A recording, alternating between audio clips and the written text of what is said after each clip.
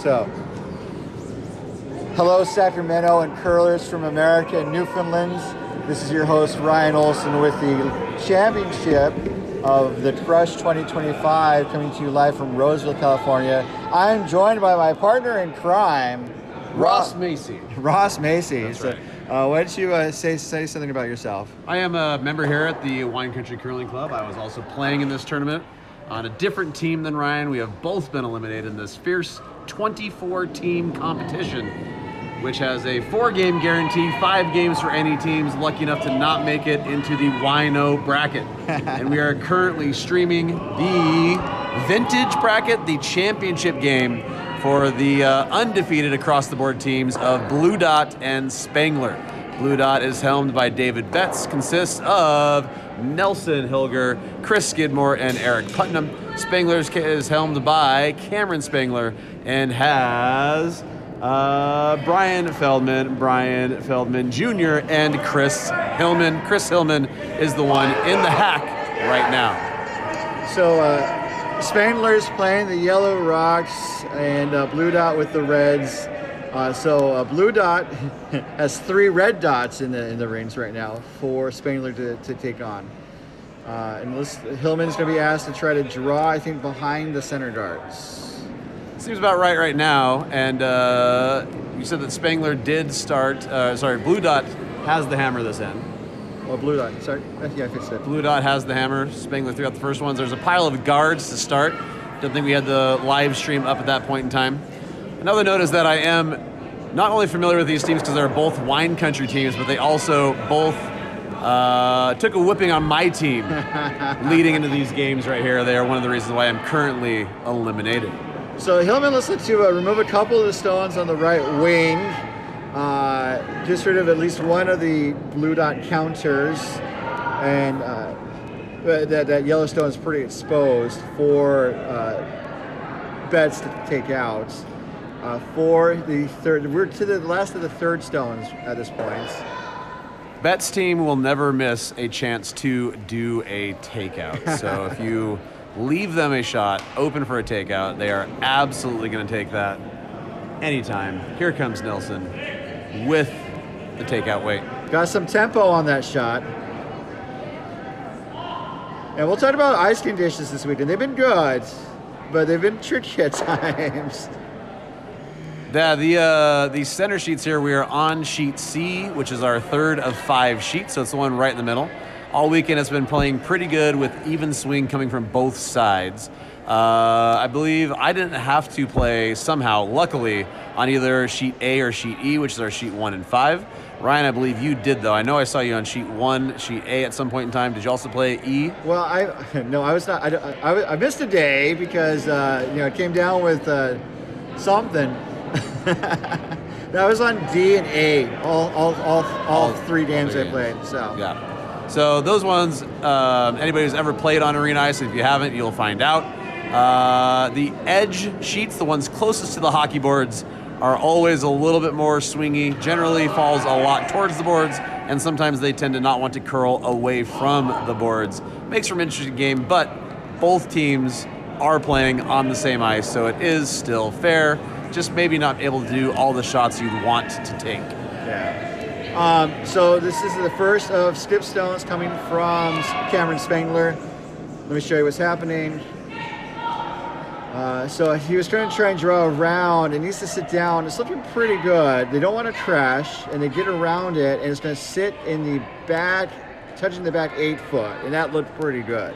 I call that probably second shot right there. Yeah. It's going to be something that David's going to be able to draw 2 and sit 2 at that point in time, which will be a tricky one, but it is making their red on the outside of the 8-foot circle probably null and void. I don't know if they're going to be able to get a good enough weight there to take that one out. And I'd say that Hilger's broom there is stationed for a draw weight shot, so probably looking to score 2 right now, but they still have 3 total stones to go. It makes 3 harder though, so I think Spangler definitely made a good choice by drawing down to the back 4 foot.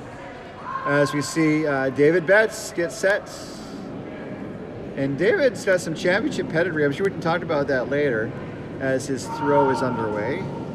both David and Cameron's team have championship pedigree. Their names are around our arena here. Weight looks a little light. The sweepers are really trying to coax it down as far as it can go. Looks like it might settle in top 12, top 8. And it is going to settle in just touching the top 8, I believe. So it puts something in position for maybe to use later. Can't tell from this angle right now if Cameron has a shot to do the in-off at this point in time.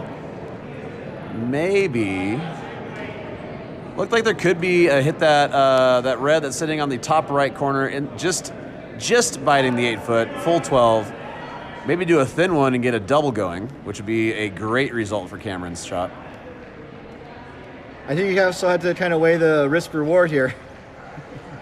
If you take out your own stone that's sitting second shot, you're bringing 3 or maybe 4 back into play. That's a really, I mean, that port, if you go pure through to that yellow in the back, that is a extremely narrow port. I'm not sure you'd make that without at least hitting that red that's on the top of the 4-foot. For anybody at home who doesn't know these terms, 4-foot is that blue circle, 8-foot is the white one, and the red foot is the big red circle. So that one that's on the top of the 4-foot, I'm not sure that it's going to let something go by to that yellow in the back. I just say if you hit the red wrong. If you hit the red wrong, yeah, that's true. Yeah. Can you take a slight redirect? But you probably jam 2 and maybe sit even closer to the button. That could potentially out-count their red in the top 4. We'll see how they go. Last to skip stones without the hammer coming from Cameron Spangler. Still bets to deliver after this. Yep. This is so he's looks more of it like a guard almost, or a slight. Yeah, that's backline weight, or maybe more T. So he's that stopped his guard. Good weight call, Ryan. I play lead and skip. So. There you go. Yeah. Am I good at either position? I mean, I have won a Bonspiel, but you know. So looking right now at ticking over their red, trying to get 2 out of that. Maybe 3. I don't know if you could tick it to give it enough weight to knock the yellow at the back, sure. The angle raise takeout. And they're putting broom pretty close, so that would be an upweight shot. And I say throughout the weekend, throughout my life, really, you know, the top teams have a lot more shot selection in their arsenal. Absolutely. More arrows in their quiver, as it were. And so we're seeing David Betts being able to execute the angle raise takeout here, 4, possibly 3. Last rock coming here in the first.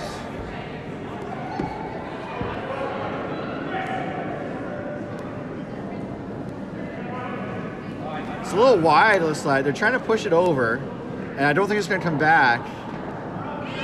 And it does not. It doesn't even kiss it. It just flashes it, goes to the house, and say sayonara to a possible 3 or 4 or 3. And that was just a single point for David Betts. Should be a single point for Betts, which is at this point in time, great result for our team Spangler. Still figuring out the ice, giving a force of 1. That's exactly what they're looking for at this point in time. So pausing the action, we'll be right back as our coverage continues from the 2025 The Crush.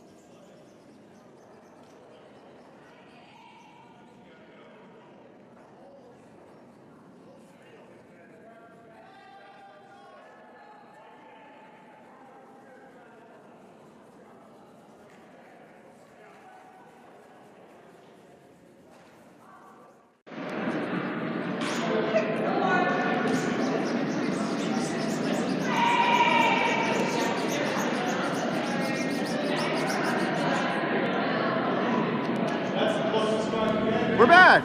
You may hear me talk about stuff. Second end action of the championship. As we're seeing lead rots. And why don't you tell us maybe a little about some of the people coming out of the hat? We see Brian Feldman Sr. Throw his first stone. Brian plays lead literally all the time, except for when he's skipping, usually with the newer members on the team. So his favorite position is lead. You'll often hear him in the broom stacking lounge lamenting that in Scotty's and Briar coverage they never show lead shots. It's upsetting to a lead man.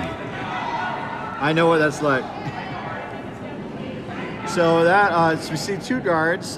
We saw Blue Dot throw their first stone, and also their team name is actually the emoji of a blue dot. But That's right. We can't represent that on the scoreboard, so we're not doing it.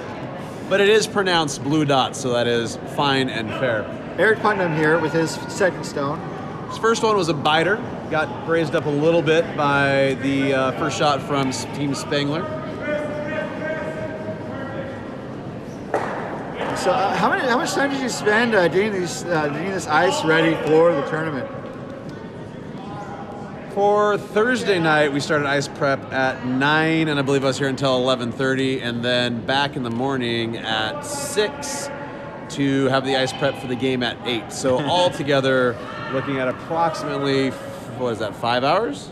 Wow. 4.5, 5 hours.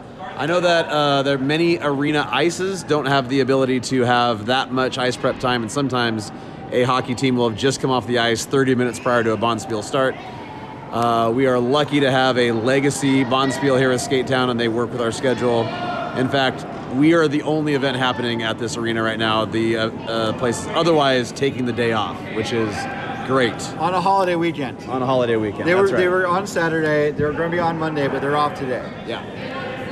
And they did look like they raised the yellow onto the red, and they pushed the red open, but then they lost one of the yellows. So interesting stuff. And Skate Town, this is my first time. I used to live in Northern California for 11 years. I never made it down here for curling. It was just a little too far out of my driving range. But this is very conveniently located. I'm sure Ross can tell us more about everything about Skate Town and curling in Northern California. But lots of options here as we see the net stone coming from the second for. That's Chris Skidmore. Yeah. Blue Dot. That's right. Looking for a hit and roll here. It's hanging out. Pretty light. That's been for a hit and roll. It's going to come up a little bit short. So maybe just draw around. It could have been a draw all day. For those of you guys watching from, Ryan and I are currently stationed in the hockey player boxes. We are cheating towards the current house side, so we have a decent view of the skips right now. But our best view of where rocks are and where the brooms are is from the YouTube feed. That is directly behind both the houses, and so it gives us a better view there. We can definitely hear everybody as it's the finals game. It is the loudest it's been in here all weekend. Ryan and I both played this morning at 7:30, right around here on the 7:30 game? Yeah. Yeah. And it was extra loud. Everybody's pretty hopped up trying to make that final game. Delivery from Junior here. This is an upweight shot. It's going to look to make some movement happen. It's gonna Was not able to get by the guard. Shooter rolls out of play. Yeah, so the on action at 7:30 is always very loud. Like Yeah. no matter what event I'm at, it's like the whole atmosphere outside of the ice. Yeah. Is obviously very much is a lot quieter to Yeah, start, and then it's quieter to start because teams have been going home as they've been cut. But the teams that are here definitely earn their place, and some people are here to cheer them on. It's always great to see spectators, family and friends here this weekend. As we see Skidmore's net stone. Yeah, right now we have a bunch of people still in broom stacking from the last game that didn't make the finals. So we'll have more people out here in, I'm sure, another hour or so. I want to come out and see how these ends finish. So they're trying to. So I think they're trying to put up a stone in the front top 12 foot. I think that's where Betts wants those stones because he's done that shot twice. He has done that shot twice. The previous one though was that upweight shot. So, or that upweight shot was from Team Spanglers. That's right. So there you go. Now, I mean, what do you think about this, Ryan? Like, it looks to me like that is going to be in relatively easy double for a team that can make that shot. That's a double. I think the double's there. That's my catchphrase, by the way. I think the double's there. That's right. And his junior is throwing this one up weight, so it's likely that is a call. Spangler's called Chris on the sweep there to hold line. It's going to be close. He's going to get both of them, move them back a little bit, but they did lose their shooter, and both Reds stayed in the house and are now split. Terminology for those of you guys who are new to curling, anybody watching this for the first time, split would mean that those rocks are on opposite sides of the house. Makes it more difficult for the double. There is a long cross-house double there since they are staggered. Staggered means that they are not at the same, let's say, latitude, right, on the house there, but it is much more difficult at this point. So next up, is this Harrison? That is Nelson Hilger. Oh, Nelson, yeah. I think looking to maybe do a very similar shot to what they've been throwing. Draw to the top 12 foot, 8 foot. One more thing I want to go back to. A couple of shots ago, there was a moment where David came around and moved some of the stones on the top of the house. If you're wondering what that was all about, Chris Hillman accidentally, when that stone was hit, had his foot in the way, and so the red stone didn't move enough. And when that happens, the opposing team Skip gets to put the rocks where he believes they would have been had the interference not gone on. It's the spirit of curling sort of play and make sure everything is there, because obviously we want to make sure safety first. If Chris couldn't get out of the way of the rocks, that's okay. We'll put the rocks where they need to be. The rules violation would have been burning the stone. That's right. And there's three, it depends on the nature, but normally there's three possible outcomes. So we won't get into that now. Yeah, there you go. That's another upweight shot coming from Team Spangler here. Hillman with the delivery. Who scored again? There's one for Blue Dots, which is the red team. Always confusing. Luckily, in the last 6 months, we have changed our stone colors from red and blue to red and yellow, which is a nice aesthetic. These new stones are much bouncier. They get a lot more movement off of a hit than they did before. And the light versus red for any color contrast is great as well. Are they Elsa Craig? I believe so. They were, what I remember hearing, I wasn't on the board when we got these. I'm on board now, and the word was they came from the World Cup circuit, and they're from there. So they are used rocks, but not maybe as used as a club who's moving on to a new one. They're trying to hit again. This is too far out. It might come back for a piece. It's just going to go by it right there. Unfortunate result. Spangler looks like he's sitting second shot right now to me. Looking from our angle, we can see the distance with our naked eyes of that red stone, and it's only about an inch behind the 4 foot circle there. But the door is open for Spangler to do something here. Looks like he's got the room down for a draw, if I was to guess. I think, where would you want to put that stone? Right on the button, wouldn't you? I mean, there's no run back potential there with those two reds up on top. They're guarded by that yellow. Even top 4 foot? Top 4 foot's fine too. Yeah. Makes it so that it's harder for bets to then come down and freeze to you or bump you back a little more. Well, there's also backing. The bet's red in the back can be used for backing, especially if right. Spangler keeps the stone higher up. They just got to get around this guard here, and they weren't able to do so. But they get close to a freeze on top of their stone already in the ring. Pretty close. From the naked eye, I can tell it's about an inch, maybe an inch and a half off. So it's going to be hard for Blue Dots to unlock those and get them both moving. But I think he's going to try to take it on, because if he doesn't, he's risking giving up 3, depending on how the rest of the end goes, 3 or more. Just looking at long-term possibilities.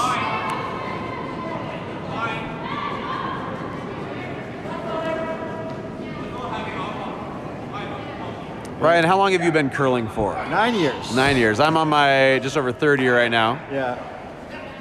So Ryan has a lot more experience coming in. I obviously know these teams a lot more as I play with them all the time. This is my club. You helped organize the event? I did help organize the event to some extent. I reached out here to Ryan so he'd come out and play with us and set up this live streaming. And I appreciate it. Thank you, Ryan. And thank you, Russ. Thank you. I'm happy to be here. So he does them both moving. And Ooh, that's unfortunate result there, I believe, for Team Bets. you want to see a replay? Oh yeah, absolutely. All right, we can't talk during the replay. Well, I reached out here to Ryan so he'd come out and play with us, set up this live streaming. And I appreciate it. Thank you, Ryan. And thank you. Thank you. I'm happy to be here. Didn't curl over. So he does them both moving. Yeah, that means that's an unfortunate result there, I believe, for Team Bets, which is the stone that was delivered. Oh yeah, absolutely. And that yellow that was almost frozen to that stone on the biting the fork moved over is now more into the fork. Red's not even in the fork at all. They hit it on the wrong side of the rock. Yeah, I think they exactly. really wanted it to cross the face and hit it on the inside of the top yellow. So, like we were saying, an unfortunate miss. Yeah. Now they're set up for, I guess this would be a draw, or is it possible they're just trying to tap up their yellow that's just outside the 12-foot? That might be the miss. That might be the miss, yeah. I mean, in curling, there's a shot you want to make, and there's a shot that you would be happy with if it happens. Yeah. Called like the pro side miss. And If they're going for the pure draw, I like top four here so that they can't just freeze to it and score one on the other side. Yep. It forces best to make a tough draw. And probably a guard is A-okay. This is coming up light though. The sweepers are really pushing it. They want to try to get to top 4 foot. It's going to be close, and it's going to settle in, biting the 4 foot. Oh, that'll do. They'll be sitting 2 right there. It looks like it.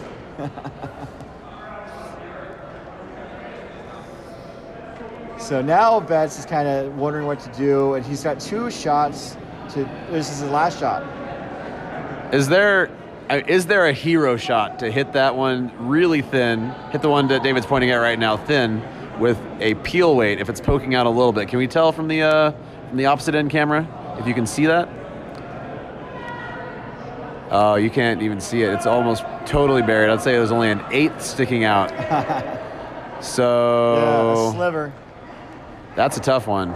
And let's see where Nelson puts his broom down. He could try to draw around all that mess up front. And just sit half a rock in the 4 foot on the tee line or just north of that. That would be my Oh, he's setting up for an upweight shot to take out that yellow, looks like.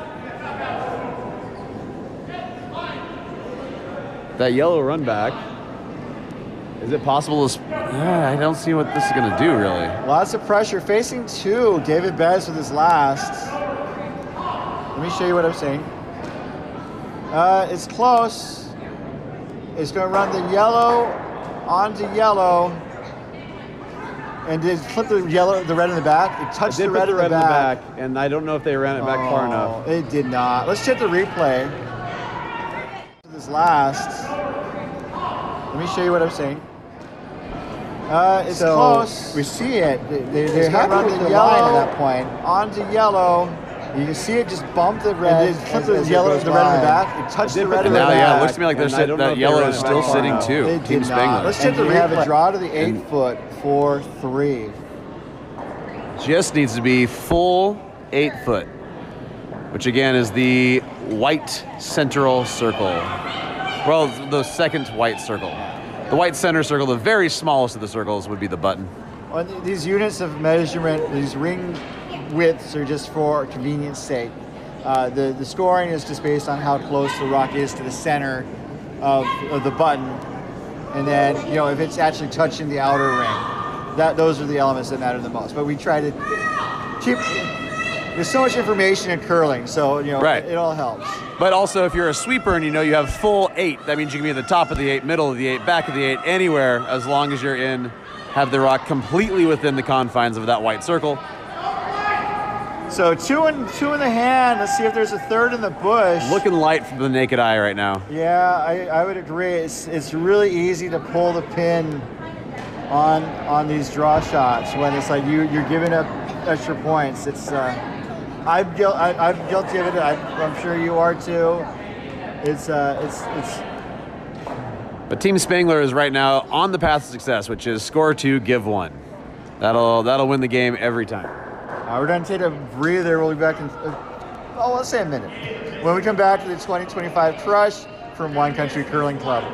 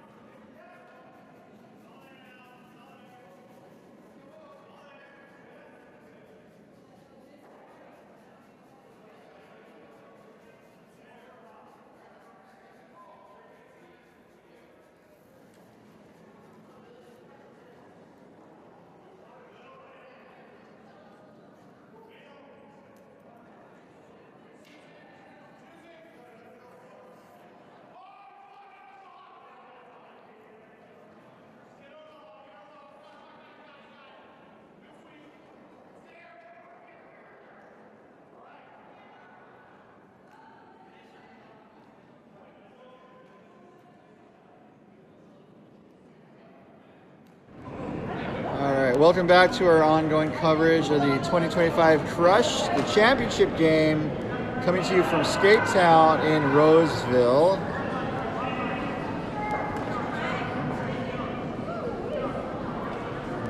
I had to switch some video sources because some microphone stuff happened.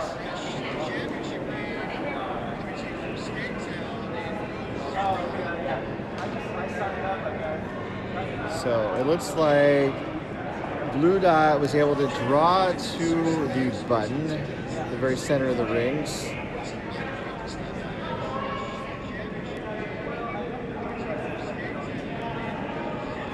As Brian Feldman gets set to deliver, throwing left-handed. Throwing left-handed isn't too much of a change, aside from obviously which hand you use. The strategy is the same. There might be some variations, and they might have better access to different shots and less access to others. He was able to make that draw, pushes the red stone to the back 12 foot, and I'm going to go on mic for a second, on mute.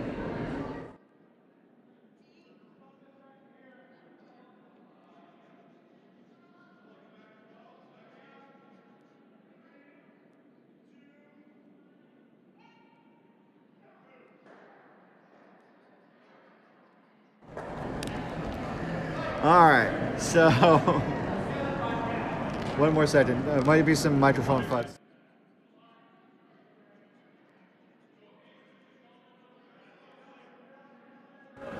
All right, Ross, with the solution here to our microphone shenanigans. So basically, Spangler put with guards, Blue Dot drew around, and then basically Play Dot drawn into the rings. So it's been pretty active so far. It's interesting too because like some teams like get into it right away. Some teams just go into like the takeout game to keep a clean sheet. We had a measure on sheet E. We could go around the rings at some point and let you guys know all the other teams in action on this game. It's always fun to do. But let's see how this shot goes, and maybe we'll go around the rings at the break. Let's do that. There you go. Sounds good to me. Yeah. So it's been fun. It's been a while since I set up a new YouTube channel. Oh yeah, thank you for that help there. We we have a business account for the club, and so we had, in quotations, a YouTube channel, but we had never set it up beforehand, and we did that for this crush, and we knew we were going to be able to live stream something. So it's been a pretty exciting moment. definitely had its speed bumps along the way. We streamed our first 2 games accidentally on my personal business Wine Country account, which was very exciting because we could swear it was streaming, but we could not find it.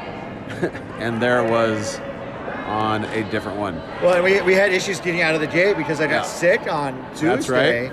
And I couldn't travel until Friday, which was when the event started. So, all right, Chris delivering. David's got his broom set for a takeout. I think take out the yellow in the back. Yeah, but he's given the handle to come across the center of the sheet. So I think maybe freezing to the yellow and the 8-foot possibly. Wait's back line. Well, sweeping for curl. Okay, so it's not back line weight. Wasn't able to get past that guard without a tick. So you were right about the draw. Yeah. That was just looking at the naked eye there with which direction he had the handle pointed. Most curlers, again, I think we're going to talk here for in case anybody's not familiar with curling, correct? So most curlers will point their handle to either 10 o'clock or 2 o'clock-ish as they're about to deliver. If you have your handle pointed to 10 o'clock, the rock is set to curl from the deliverer's left to right. If you have your rock handle pointed at 2 o'clock, it'll curl from right to left. This one should be curling from left to right from the deliverer's perspective, right to left from the skip's perspective.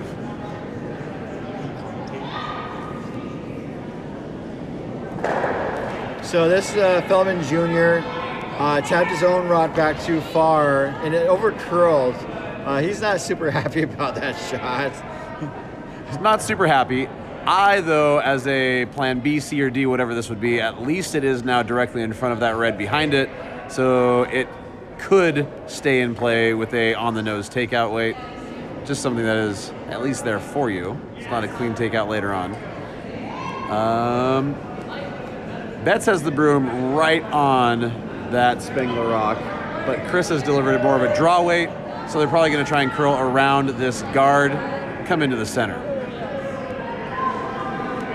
It's definitely draw weight. Looks close to T. A little lighter than T. Gonna get way lighter than T. Way lighter than T. I'm going to have to start using my naked eyes here to watch the skips and see if we can get a better idea of line calls. Camera there is pointing towards the 8-foot top of the 4. The only downside to this strategy is I'm maybe 2 seconds ahead of the broadcast. So I'll try and delay that a little bit. God. People haven't complained about this, like the timing sequence, the discrepancy, but Chris Stone is, I think, just trying the same shot that Feldman Jr. tried to, I think, tap the yellow back or freeze on top of the yellow.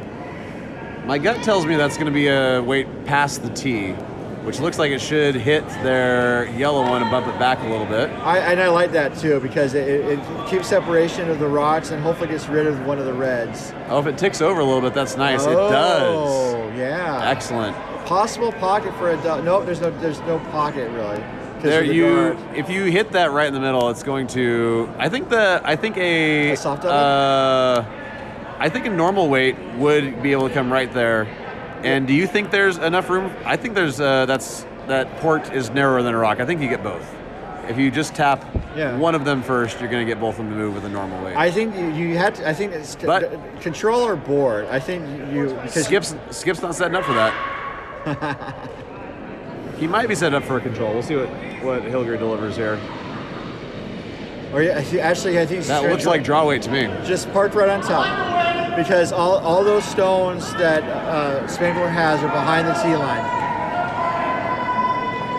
Skidmore's sweeping, trying to curl it over a bit at least. There's some backing, so they're going to move one back. But we'll see if it's going to get through that port now. We're going to find out if that's big enough for a rock. The double doink.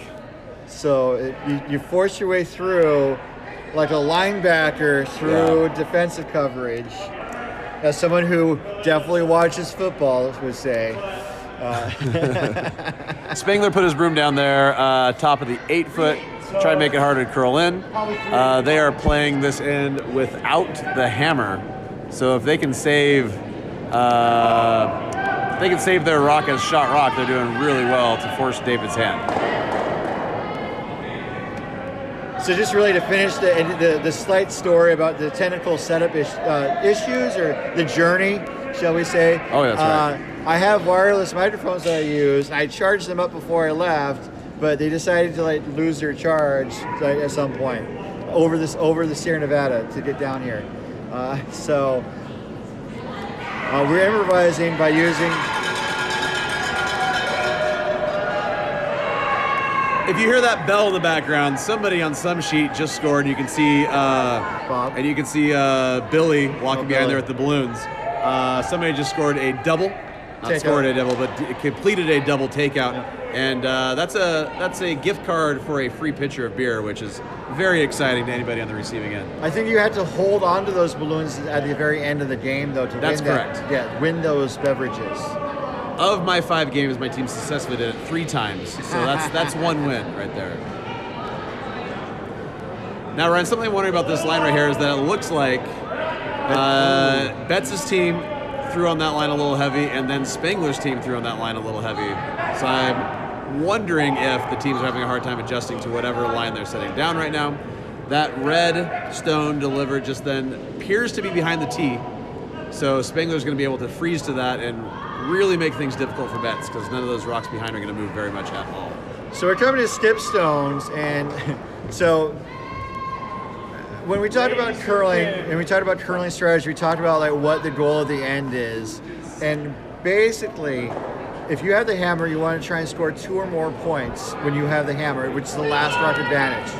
If you do not have the hammer, you're not going last, you want to prevent the other team from scoring those 2 or more points, and then hopefully either only limit the other team to 1 point called a force, or steal a point of your own. And so this is not, so right now Betts is sitting 1, which is good for Betts. However, Spangler could be in a position to kind of close the door and narrow the scoring circle, so it's going to be hard for Betts to score more than 1. And so that's a win for Spangler. That's right. Did you, in that thing, I might have missed it, did you mention the blank end option? Well, yeah, no, I didn't. If you want to explain, that's awesome. So in curling, it's always best to have the last rock advantage, meaning that you are the one to deliver the last stone. If no team scores, then the team who currently has the hammer gets to keep the hammer into the next end. If you are in a position as a team who currently has the hammer to either score 1 or score none, most teams will choose to score none, as that leads you to have the ability to have the hammer still in the next end, with the score staying exactly the same. Yep. And so whatever problems they were having finding line to the button, they found it. They found that line. It was the weight that I thought might have been the issue on that line. Yeah. And now Betts is gonna have to try something. Gonna have to try and make a hero shot. I can't see any downsides to this shot. There's not like they're gonna be able to get 2 yellow stones in there. So by throwing an upweight shot into that red stone that Hilger has his broom down next to, maybe they can make enough movement in the back end, make enough movement around the button that the raised stone will score instead of Spangler stealing 1.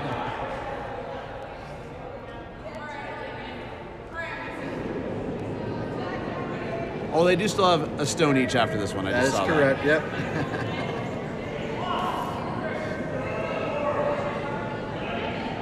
So clearing the guards is the primary goal for this shot, to have a chance for their last. He was setting up for that raise. Doesn't change things too much in the center of the range. It did give everything a little bump. There's some separation among those 3 inside the 4 foot right now, which means that maybe you can get enough movement to actually get those to leave the 4 foot with the final shot. When stones are frozen together, then you're only going to lose the ones that are in the back end of that freeze. If there is an inch or 2, as long as you can get a good angle, that means then that all of the stones can get a lot of movement on them with enough weight. Unless you're playing like a top men's team that can throw just absolute missiles, and then even locked guards might not be, or locked stones might not be safe. Yeah.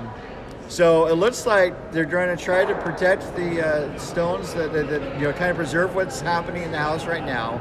Spangler's opting to put up a guard in the just in front of the house. As Cameron Spangler gets set for his. There it goes. Keep going. Gets set for his last without the hammer. Was I really outside or did that just fall? Just looking for a guard. And Feldman Sr. came out to help, going to help finish it. And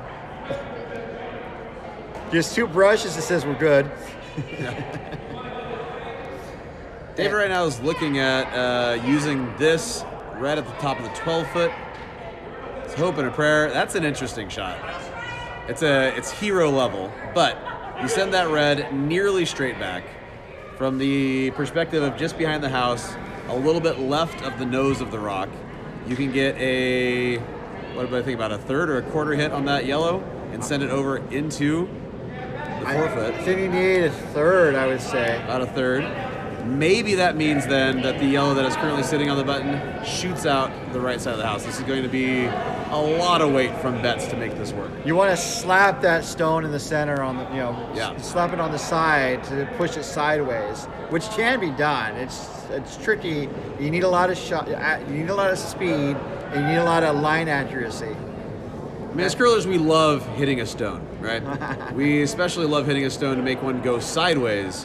And if you ever have the opportunity to make one go up the house, that is the true joy. It was a little inside, actually, and so it scoots out.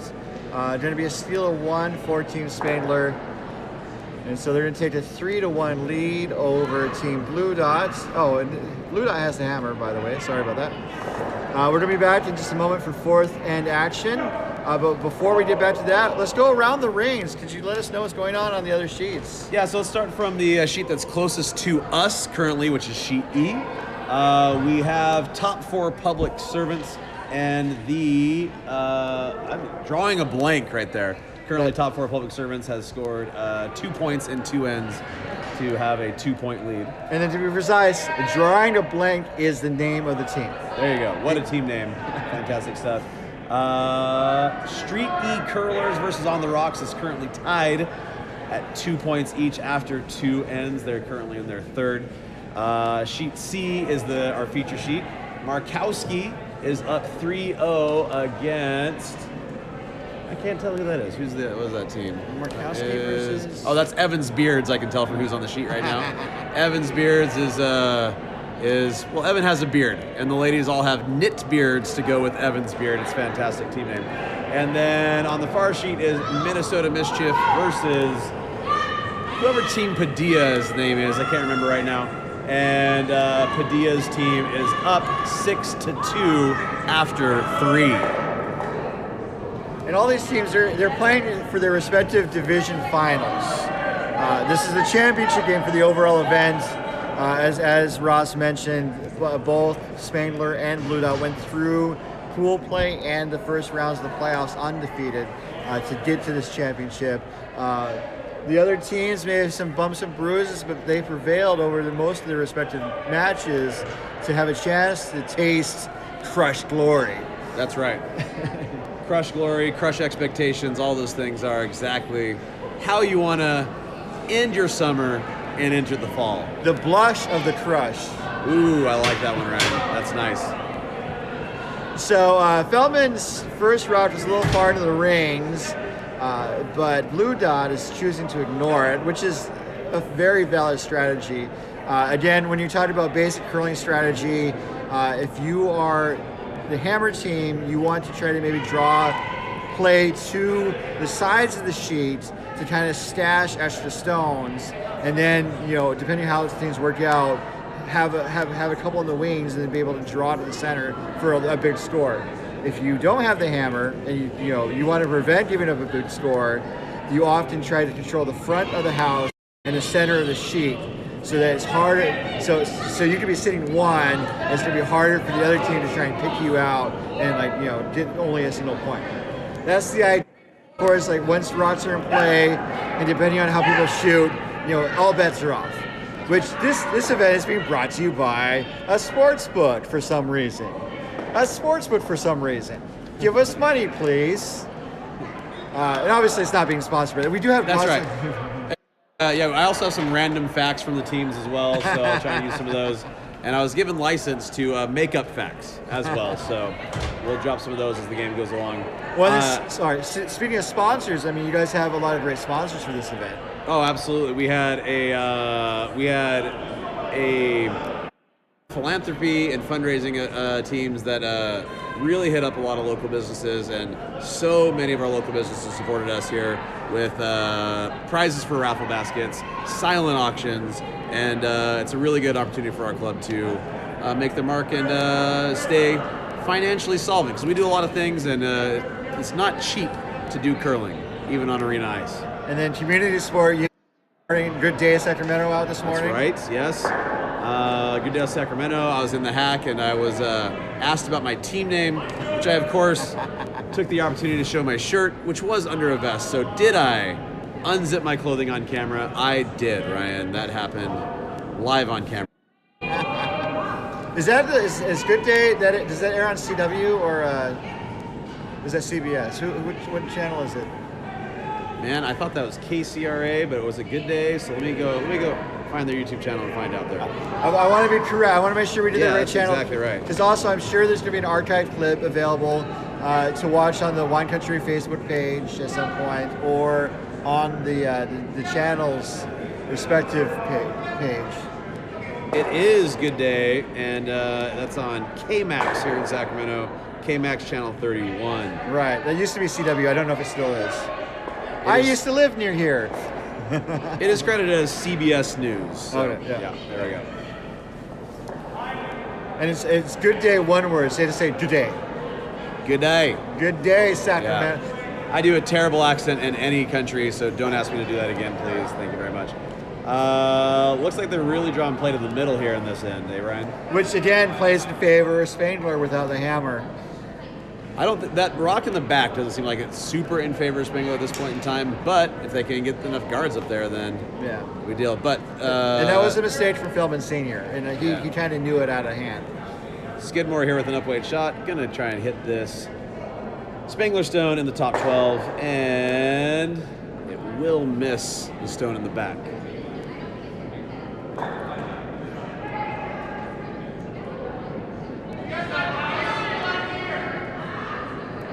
So we're coming up. This is the fourth end.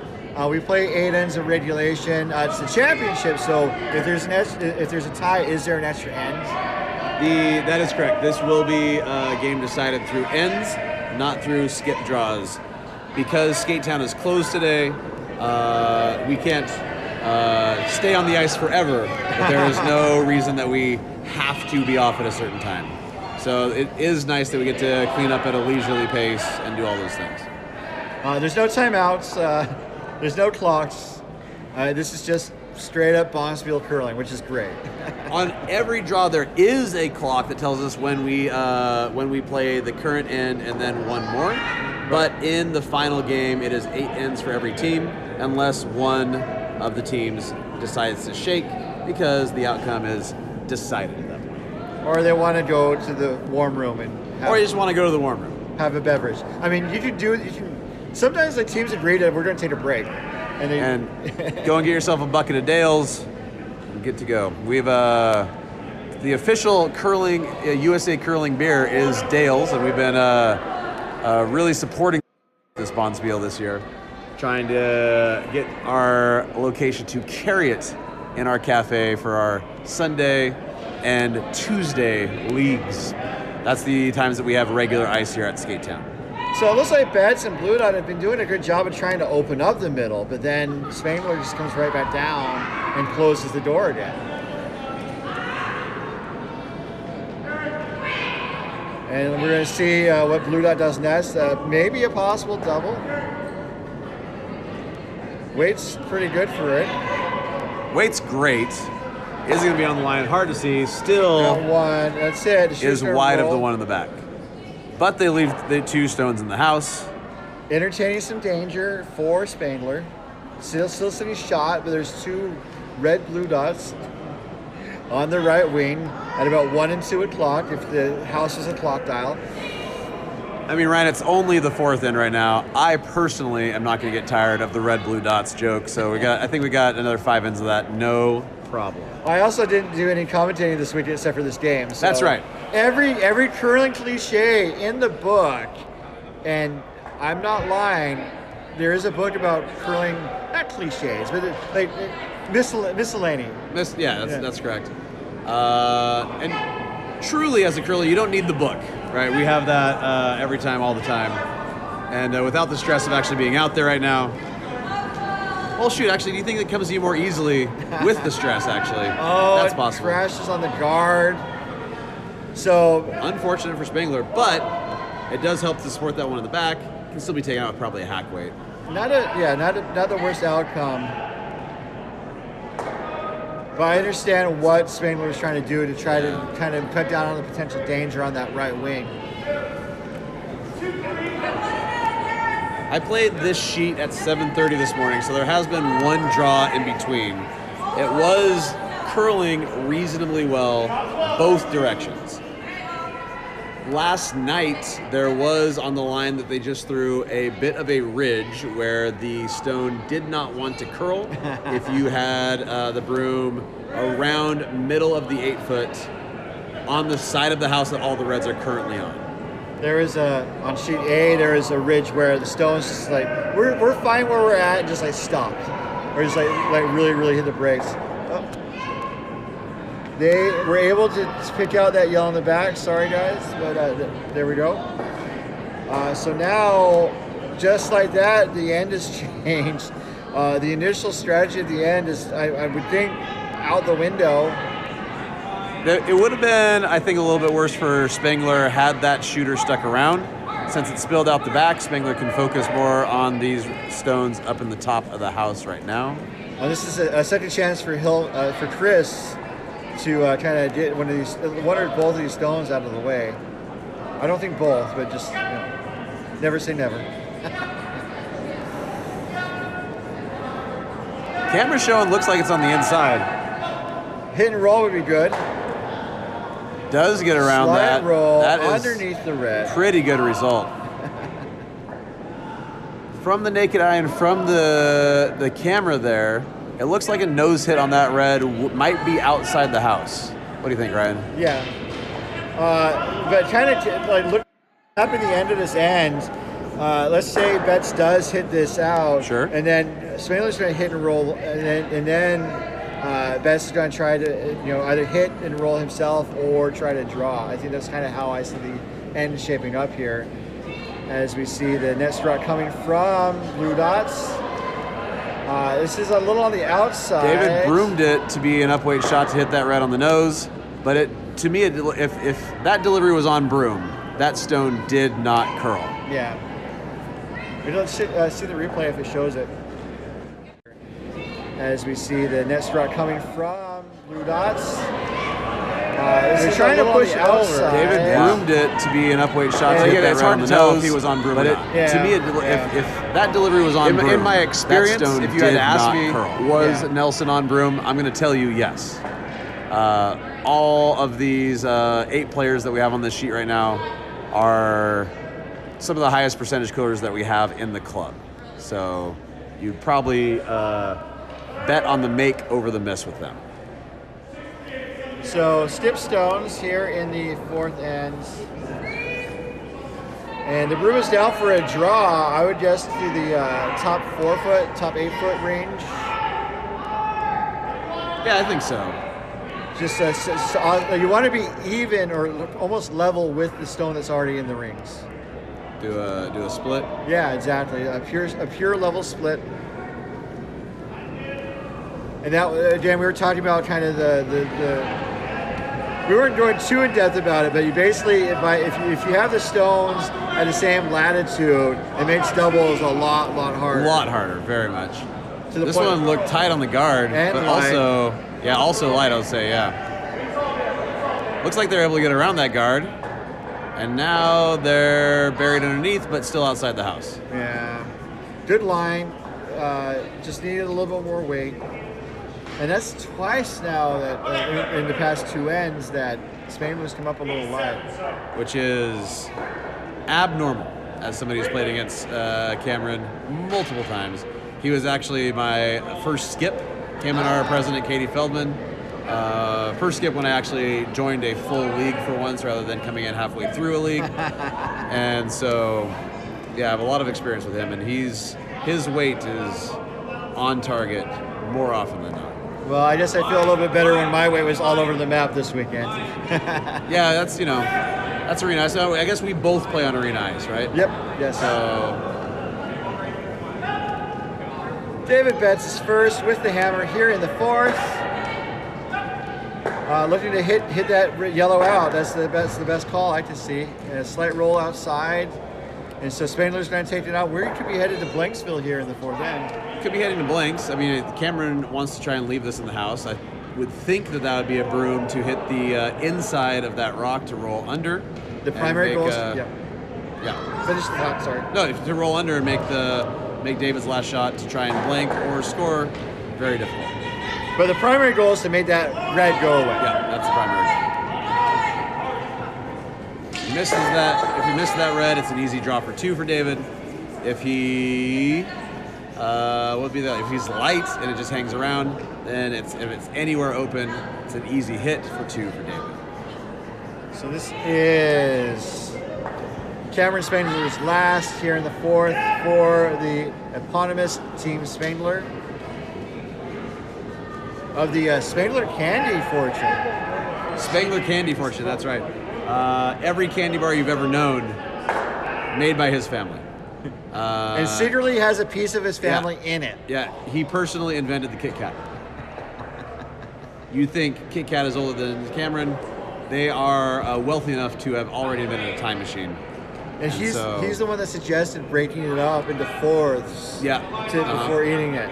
He complains constantly that the Halloween version only has 2 bars. And they're shorter too. Yeah, and they're shorter. It's the wrong ratio all around. He'll go on a tangent for whole minutes. The best way to get him off that tangent is to bring up nougat of any type. All right, Hilger's got a tight broom there on the Spangler Rock on the button. Going for a hit stick or a roll out for a blank. Either option I think is okay in this tight 3-1 game.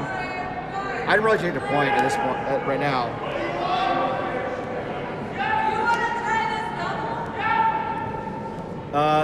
They're trying to hold the line, so they're going for the blank if they can. It's going to clip the yellow, send it flying, and then the shooter goes out of play. It's a blank. Take the blank. Yep. I'm sure David was going blank the whole time on that one. Yeah. These players are going to win this game based off of that strategy I mentioned at the top of this game. Score 2, give 1. If you can't do that, blank is the next best option. So at the halfway point, the score is 3-1. Team Spangler over Blue Dot. We're going to take a 30-second pause. We'll be right back.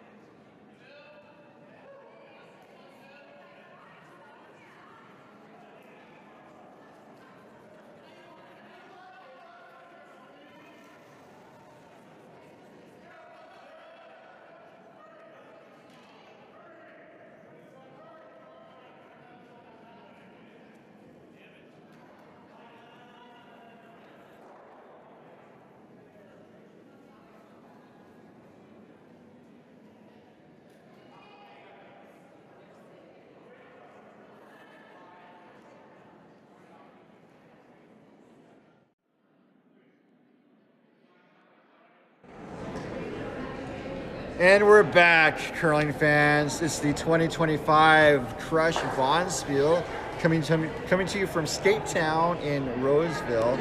And finally, Skate Town was named after Thaddeus Skate Town.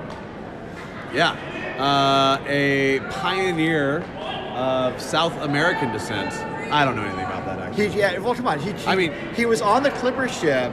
That's right. Called Bermuda James, as it went around the Cape of Good Hope and came up to, and they didn't make it to San Francisco. They got to Goleta and said, okay, well, this is close enough. And this, the captain said, I gotta go back.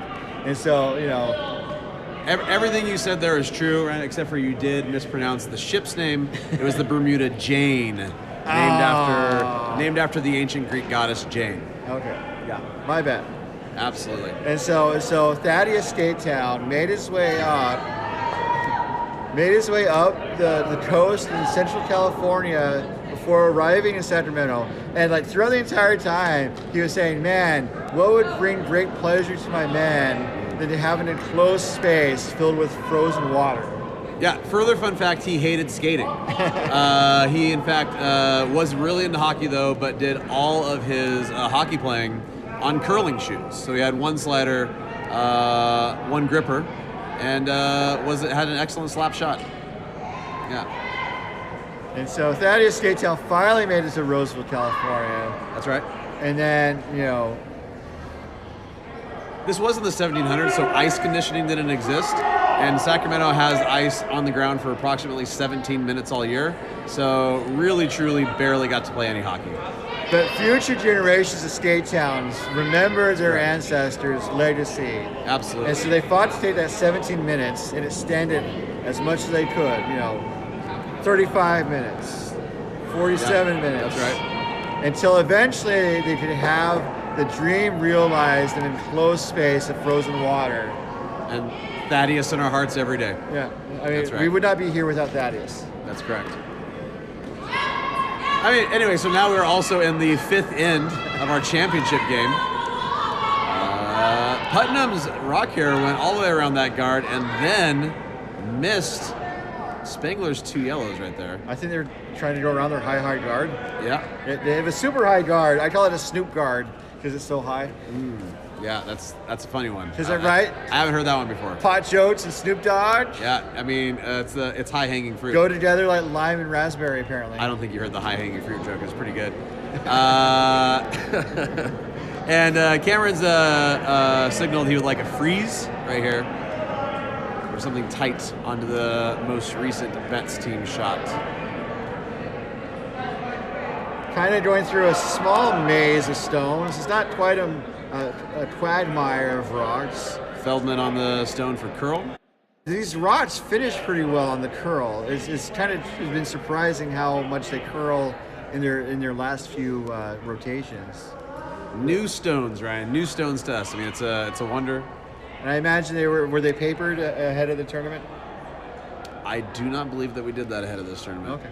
We have only used them for 14 weeks of league at this point in time, so hasn't been that much use on that. And then stones 7 and 8 even less because 12 of those weeks were just doubles games. So only the front 6 on most sets have been used for all games. Well, and even one of those stones in the 6, I guess you rotate them then, right? Yeah, most teams select 7 and 8 to be the ones that hang out for each side of the sheet. You guys play doubles in Oval? Looking for some clearing action. No, we haven't necessarily garnered enough interest for it. There's some people that are intrigued, but it hasn't got off the ground. It is. So, for those of you at home that want to get into the business end of curling club, the proprietors of the ice don't give you the ice for less because you have less people on the ice. So to play doubles curling definitely costs more per person, which is a downside. But boy, is it fun. You have so much action during a doubles game, and I highly recommend it to the ovals. It's a lot of sliding on your, like I prefer walking onto my gripper, and so when you have to slide up and down the ice a lot, it's taxing after a certain point. The games are shorter. There's some appeal to it. I also like the triples format. which is it's more of an instructor development Yeah. format, but it's useful too. Speaking of mixed doubles or doubles in general, mixed doubles is coming up as part of the 2026 Olympics in Milan Cortina. Yeah, that's correct. Is Milan even part of it? I think they just say Cortina, but Milan is a location that they use. But yes, you're right. I mean, yeah, Italy. The whole name of the Olympics, I think, is Milan Cortina. Okay. Yeah. So, and Team USA will be going to mixed doubles. We are still fighting for spaces for the men's and 4-person discipline that we might be more, familiar with. So we definitely, as people who like to cheer on Team USA, we definitely hope that we do get qualified. In no small part because it helps grow the game in a country like the United States. So. Absolutely. Did you start in a curling cycle? Did you start on an Olympic cycle, let's say? Did you watch the Olympics and then start because of it? Indirectly, because my first Olympics I saw curling was 2002, and it was on CBC when I was able to watch it in Michigan. Okay. Yeah, there you go. But I wasn't really able to go curling until, to learn to curl in 2012. But then when I came back to Utah in 2016, I was able to, join for good. So, Ryan, I think that my first learn to curl technically was maybe in 2012 at the Oval. Okay. My friends and I were there we're skiing in Park City, and then we came around to do an evening in Salt Lake, and we signed up to learn to curl, and there you go. That's awesome. Maybe we learned to curl at the exact same time, Ryan, and we just don't know it. Mine was in September. Well, that's not it then, Ryan. Well, never mind. We were definitely curling during winter break from school. Somewhat interesting scenario building in the house. Spangler is asking Chris to, I think, draw around the center guard or put something in front of the center guard. Yeah, we're on to Vice Stones now. We've been talking about Thaddeus, the Oval, which is the Olympic Oval, the speed skating venue from the '02 Olympics. And so we can get back to, I guess, the action on the ice here. How are you setting up right now? What do you think for the team that has the hammer, which is still Team Blue Dot? So I think the house favors Spangler right now because they're sitting shot in almost corner frozen. It appears to the naked eye, about Blue 3 dot inches of separation. Fair, good, thank you. So that separation might give Betts a chance to spin that yellow out, and then obviously the pendulum should shift back to Betts. But that's how I kind of see it. What are your thoughts? I'm really curious what David's going to throw right here. It looks like he's tempted maybe to angle raise their top 12 red into that yellow to give to use that 3 inches of separation right now. He's asking what they can see from the hack, because in order for him to make the decision, it's Nelson is going to be able to see some of that stone. But he's pointing back to the back 12 weight, which will be maybe a raise. What is he going to raise with this broom, though? He might try a soft peel, perhaps. I'm not sure. That's a good. Oh, I see what he's going to do.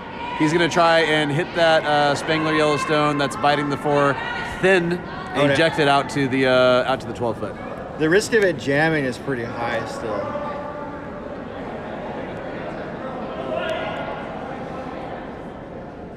And the red guard for Spangler, I mean, it wasn't great, but it didn't do too much damage. And this needs to get back, and I don't think it will get back. It did yellow. Get there. Oh, wow, okay. It is now proper frozen, though, to the red stone behind it. So that might come into play later. I can't tell for sure. Oh, looking from this angle, that red stone that is shot is easily accessible with an upweight shot for anybody on this team. So Spangler is thinking about maybe returning the favor, hitting the inside of that center red, and then rolling. He's making big gestures with the broom, so it looks like it's going to be some weight, some speed behind this stone. Again, anybody watching unfamiliar with curling, weight is something we call the speed of the delivered stone. Up weight means there's a lot of speed. It's going to make a lot of movement. So the broom is down. Chris is last here in the 5th end. Oh, he back lifts. He does. He does it with just about every shot, if not every shot, too. Lifting the stone is a traditional way of delivering the curling rock that isn't taught anymore. Yeah, it is a unique delivery for our club. We have, there might be one other individual that does it on most shots, and definitely for, think of Jim Cameron, I believe, does it for his uplink shots. Yeah, like it's kind of funny. It's fallen out of favor, really competitively. Although there's some curlers that still do it, like Kevin Cooey notably does it, but he just does like a little lift of the rock, and I don't know if he just wants to make sure the stone's not like kind of frozen to the ice or something like that. Yeah. And some people only do it when they need more energy for a takeout. It's just harder to keep the stone on line, which is why it really fell out of favor. Yeah. As we learned, we made better shots if we could actually slide straight towards the target and with the rock and stuff. Yeah. We had my first Bonspiel here ever, after I've been playing for 5 months at that point in time. We had Briar champion Darren Molding here on a team, and he did a lift deliver, and he would let the rock carrying him out like he's Thor delivering from the hack. And it made quite the ruckus with any hit. I lost my balance like 20 times this weekend. If I tried to do the lift delivery and like slide out like Thor, I would fall with a thud. So looks like we have our first shake on sheet A. Scoreboard shows that Team Padilla will sweep for wine. Has the win with that bracket right there. They have on that team also Brett, new curlers to our club, and Kat as well, who's been curling for about the same amount of time as Danny and myself. Danny actually has many months on me, to be honest.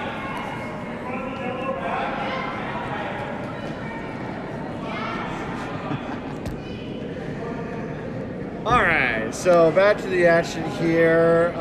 We are to skip stones. Again, Cameron Spangler does not have the hammer, so they're looking to try to either steal or prevent giving up a big score to David Betts and Blue Dots. And so they're looking, I think, to hit and roll. The rods are positioned better for that now than they were two rocks ago. So it's past the guard. It's on the red. It's going to roll onto, it rolled onto their yellow instead of the red. Not a bad outcome, though. Yeah, I'm trying to see what the downside is here at this. I mean, they wanted to roll a little bit more and hit the red back. Yeah. But no, this is not a bad outcome. They would rather be sitting 2 as opposed to sitting 1. But sitting 1. The angles, I don't think necessarily favor Betts all that much. I guess a nose hit on this one that Hilger's tapping on right now could spill both of the yellows. It's possible.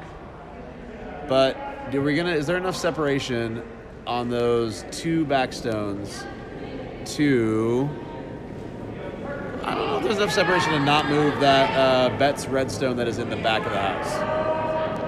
Well, and the backfire possibilities are still pretty huge too, where you hit your own stone as opposed to the Spangler yellow. It's a conundrum, I say. It is. Betts got some feedback there from his sweepers. It looks like they're going to proceed with this. Nelson's broom looks like it's set down for control. Maybe David can't see too much of that redstone beyond that high red guard. And depending on how tight the line is, that high red guard might come into play. It's not a lot of weight. That's control at best from the naked eye. Yeah, I agree. Tight to the guard, but it's past. Got it by. No, it's on the guard. Oh, it did. Oh my goodness. I was watching from the naked eye. I couldn't see it, but Skidmore's reaction let me know that something went amiss. This game is like frustrating and exhilarating in equal measure and often simultaneously. That's really accurate. And given how equally these teams are matched, I think that the team that's able to remain the most level-headed throughout all 8 ends is going to have the final advantage in the game. Yeah, you have to stay relaxed. You have to keep talking. Like when you're down a lot, you kind of get locked in and stuff, and stop communicating. And yeah, it's like whoever kind of has the cooler head. I agree with you on that.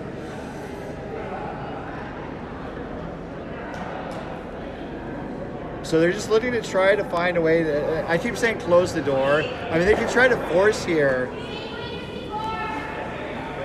Okay, so I think whether.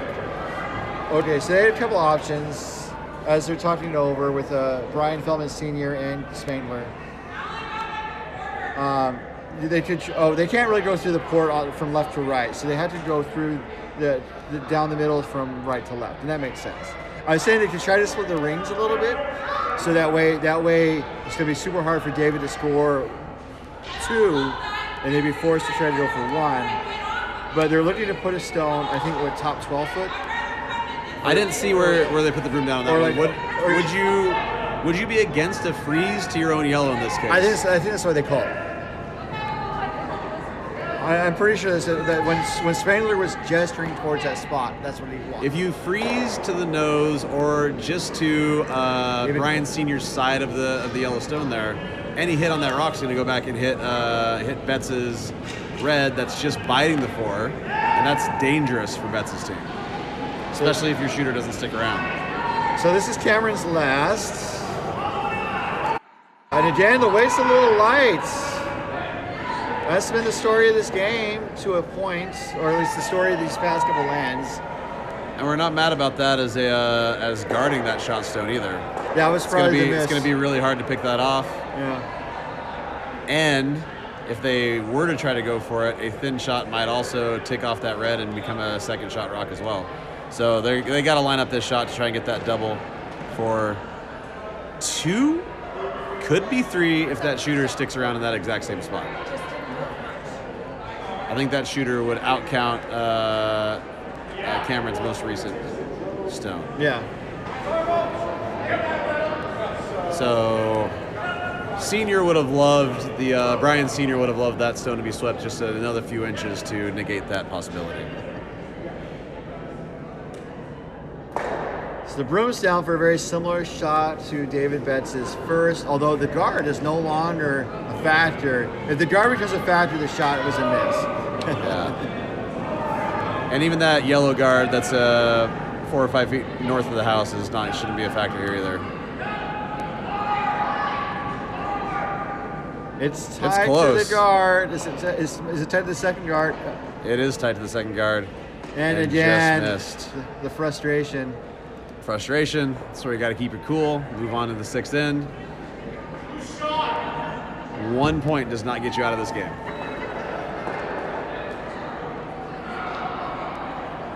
Will that make it, Ryan? That'll make the score 4-1 after 5. Spangler over Blue Dot. And Blue Dot is entirely capable of a 3-ender, even against a team as stout as Team Spangler here. They're going to go into a huddle, so Ryan, do you want to take a break? I'm just trying to do the... Oh, yeah, there we go. Yeah. Oh, sorry, it's just Betts' team in the huddle. Senior's actually getting into the hack.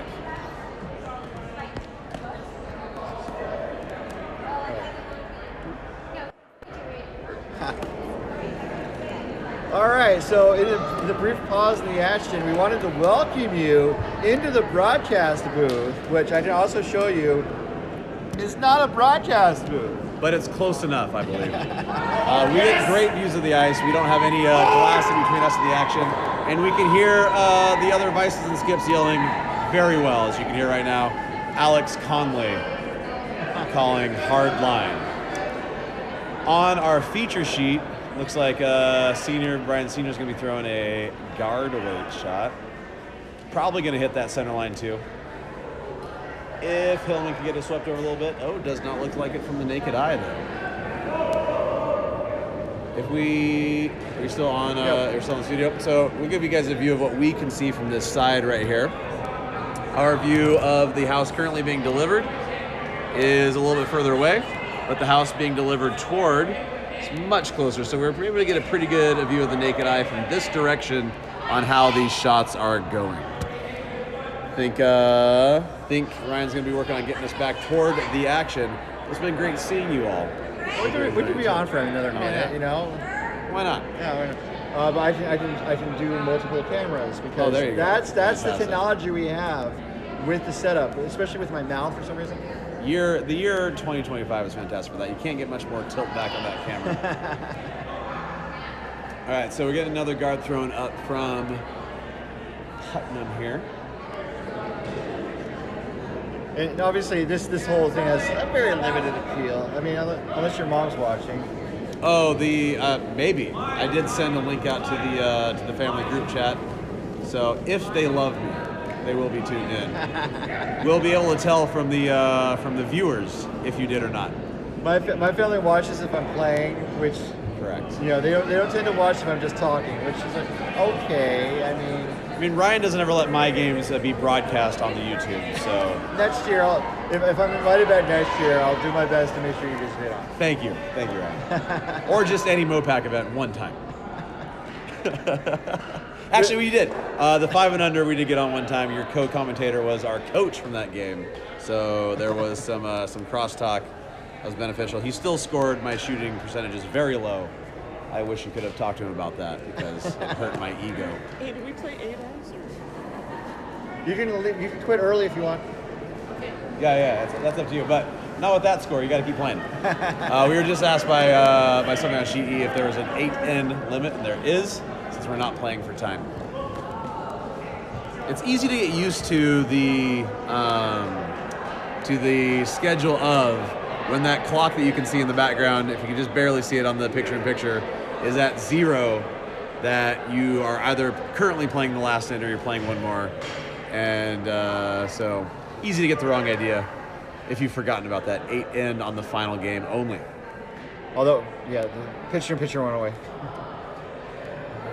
Or the pip. Lots of decent number of rocks in play here. Looks like we're through lead stones. Pace of play. Teams are playing moderately fast. Like, I'm trying to see if there's any lollygag. It's hard to tell. An hour and a half through 5 or 6 ends. That's a pretty normal pace for our games here. Oh, this junior had a great shot right there. Beauty. Take out and roll behind the guard. Love to see it. On the camera there, I wouldn't even know that there was 3 stones in that line. And you can see for yourself. Man, those two are stacked up, all but frozen on each other. They're just in a perfect line. So so that was the 5th rock to the end. So the free guard zone rule is over, and we didn't really get into the free guard zone rule yet because there's always a lot to talk about. But the free guard zone rule is geared to generate offense. So if a stone is not touching the rings in front of the rings, like the yellow and red in front of David currently are, you can't dislodge an opponent's stone out of play until after the 5th rock. And so that threshold's been met. And so now they're going to try and clear some of these front stones, the guard, to get to the rings in the house. Get to the stones in the house, pardon me. you can move them in play, right? So you can move them into the house, and once the rock is in the house, then it's no longer the free guard zone. It's not like it gets a tag, and it can't be moved out of play there. So you could do that. It's not ever something that happens unless by accident, usually. This isn't lawn bowls. What? Isn't lawn bowling. That's right. Sup, people, sup. So Cam's got a broom out. I would guess for a guard. I didn't see the call. Maybe gonna go down to freeze. I don't know. I mean, that's an interesting way. It's an interesting aggressive defense to keep just piling rocks in and forcing the other team just hit. But we know Betts can hit. So I don't think that's effective in this case.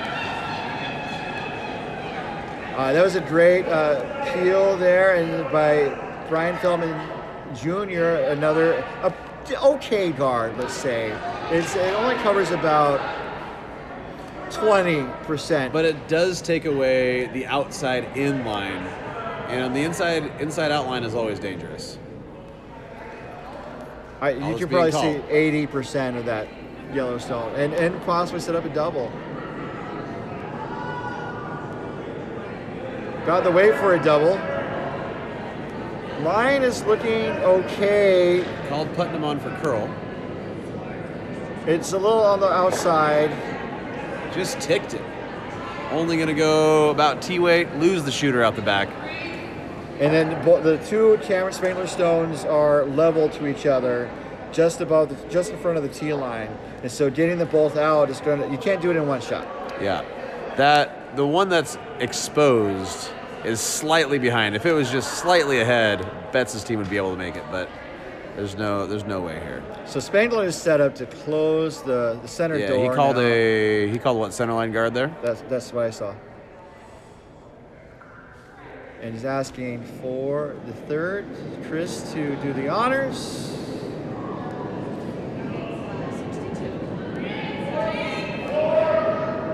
Still gets me that Chris Hillman does the rock lift up on every delivery. Every time I see it, I expect him to be throwing peel weight. This is a little heavy. And then comes out with a guard. It's gonna do a little raise here. Crashes the guard, promotes the guard into the rings, but only just to the top 12 foot. Not awful. Not an awful result. I wonder, did it just not curl that they were hoping? It didn't get the curl they were hoping for, or It was the weight was up. Unimpeded, that rock would have gone to top 8 foot probably. Yeah. And Cameron only wanted a 2 guard, maybe a 3 at most. So I don't think that rock had a chance to curl over like he wanted.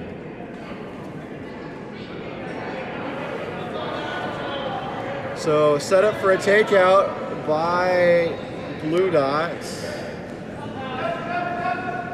I mean, you got a chance to play with the rocks this weekend, Ryan. I feel like with the bounce that they have, being the new rocks with that really narrow striking band that we have right now. Yeah.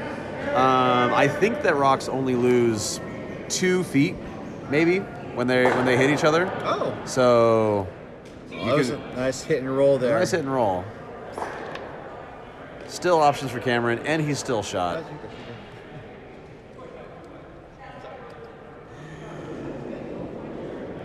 I mean, did you see that when you were playing this weekend? That like on a hit, you don't really lose that much. I feel like I will think that a rock has about, let's say, backline weight, right? And a raise will promote it back to the back 8. I was the lead, so I didn't really do a lot. I mean, I swept, and I definitely felt like the rocks were moving. Dare I say, lively. Yeah. So yeah. Oh, lively for sure. They're spry. They're young. Today's broadcast brought to you by Lively Rocks. You know, Blake Lively's only rocks. They're artisan rocks taken from her yard. That's correct. The lawsuit will determine whether or not it was with her knowledge or not. This lawsuit will determine. So He's got jokes, ladies and gentlemen. He's got jokes.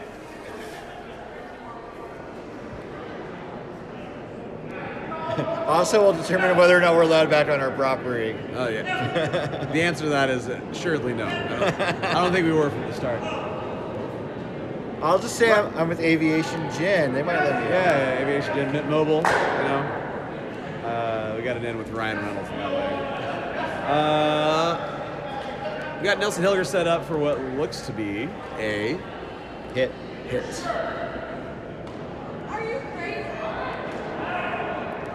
David Betts, as a skip, is a fan of the crouch for an up-weight shot or the stand for a draw-weight shot. So it's easy to tell by looking at him. Is it going to be able to get around that guard? Is it clear? It is. Excellent shot. That changes the whole feel for this end right now. Yeah. Blue Dot is cooking. I mean, the triple raise double is definitely there, right, Ryan? I mean, that's what I would call it. Absolutely. All day long, every day.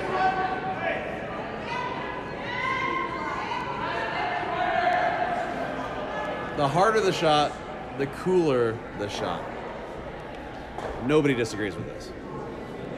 So speaking of advertisers that may or may not be real, I was wondering, if we got a sponsor from Better Kelp. Better kelp? Better Kelp. Better kelp. As opposed to Better Help. Better kelp, yes. Better yes. Kelp. Yeah. Nothing wrong with some kelp into that. It's a good source of sodium.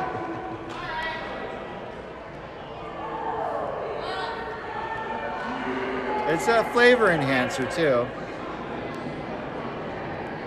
Yeah, I mean the I don't know. Make sushi with it. I don't know. I got nothing for kelp. You got nothing for kelp. the well's dry. I just know that I like salty foods, and I'm sure kelp is good for that. All right, so those guards aren't doing any favors, and so the room is down for just like see how many we can move out of the way. Maybe promote Or something. the triple promotion double. Oh yeah. Why not? I mean, what's the miss here? The miss is move all those guards out of the way. I Well- mean, that probably is clear the guards is probably number one. Yeah. And a hero triple double. Yeah. What would you call that? Triple double? It's gotta be a triple double. Everybody knows what you mean. You order it in and out tonight. Oh man. That'll put you right to sleep. So Cameron Spangler's first, looking to make some thunder. Do you guys have In and Out in Utah yet? Yes. Since 06, I believe. Oh wow. Would you look at I that? mean, not mad about it. I think we should see the replay on that. Absolutely. Do you guys have In and Out in Utah yet? Yes. So Rock is heading down the ice. Since 06, Just good I believe. sweeping, the hold the line. Would you look at I that? mean, not mad about it. Is that sleep for line or is that sleep for curl? Super cool. Super That's cool. right. I think we should see the replay on that. Absolutely. Wow. There's that ASMR thing they did a few months ago where it's like, oh, these are all the sounds of the stones hitting in a row and stuff. That was ASMR magic Absolutely. from Cameron Spangler, who's also the inventor of the Spangler phone, Yeah. the less popular version of a sousaphone. Made out of candy. Right. I mean, we all saw that coming. The Spangler phone has some downsides. I mean, partly because it was made out of candy, so it didn't do very well in the rain, and also it relied on children's wishes to operate. And admittedly, the tagline was awful. They aren't great in the electronic space. The tagline was "Go nuts," and people just didn't get it. Especially for a candy musical instrument. Yeah, absolutely. Candy musical instrument. Ryan. We were talking about two different things here. Oh no! Did you think that the Spangler phone was a musical instrument? This was a 3G device. Okay. Developed after 5G came out. After 5G. Yeah. Okay. It didn't sell well. Hard to imagine why. So David Betts is looking to draw here. They're sitting one. They have two more. They have one more stone after this. So I think These sweepers got to go, Ryan. I agree. Looks like it might get to it's a two guard right now, man, or middle that guard. That's tough. We're gonna get to the top of the house. Yeah, bite 12. Just a missed opportunity there. Third shot. So do you think Spangler can do it again, even though the rocks are not lined up for it? No, I don't think so. And I mean, what's Betts' escape chord right now? He's got a run back of that 3-guard yellow right there. Yeah. Could potentially take out everything, be a triple, and then you have that one sitting in the top 12 for a point. Yeah. It's a tough situation. Opting to draw, and I want to time this one because, like we've been saying, the draw weights have been a little off by the skips. Because also, it's not just been Spangler. To be fair, we just saw Betts come up a little. We've had more opportunities to see draws from Spangler. Yeah. David's had more takeout shots during this game, I believe.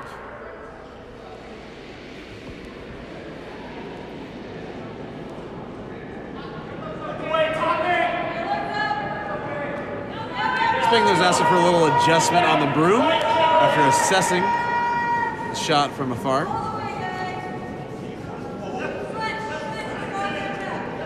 So I'm timing this rock, and there's different ways to time, but I'm doing between the hog lines, like basically as it travels across the middle of the ice.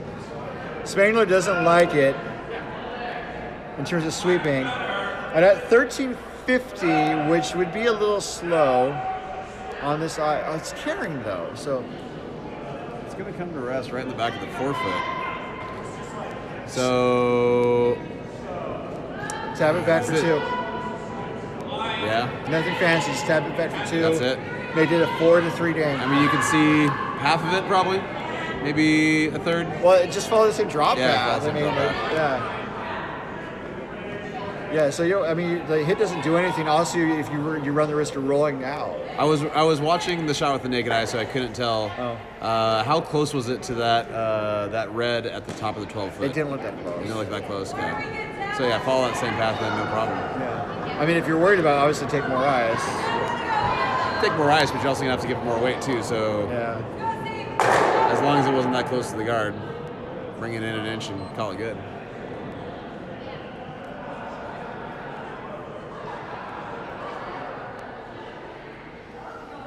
So I got 1350, which I thought was going to be, I don't know, maybe the ice sped up a little bit. Wait's a little better. On team. This is David Betts' last. It's sitting, facing 1, a chance to turn that into 2 for them, for Blue Dots. Both sweepers are on. They want some. Wait, let's. Vice is calling line. Slowing. This is 1388. Yeah, we're worried about that. It's on the red one. It's gonna hit that. Yeah. And again, you gotta keep the composure right now. Yeah, game of inches. Game of inches, and I mean, actually, the joke was inches. I wish we had inches. So. Yeah. And just you gotta feel for a team that is like doing everything to stay in the thick of this. I mean, it's like almost everything right. Right. Like changing the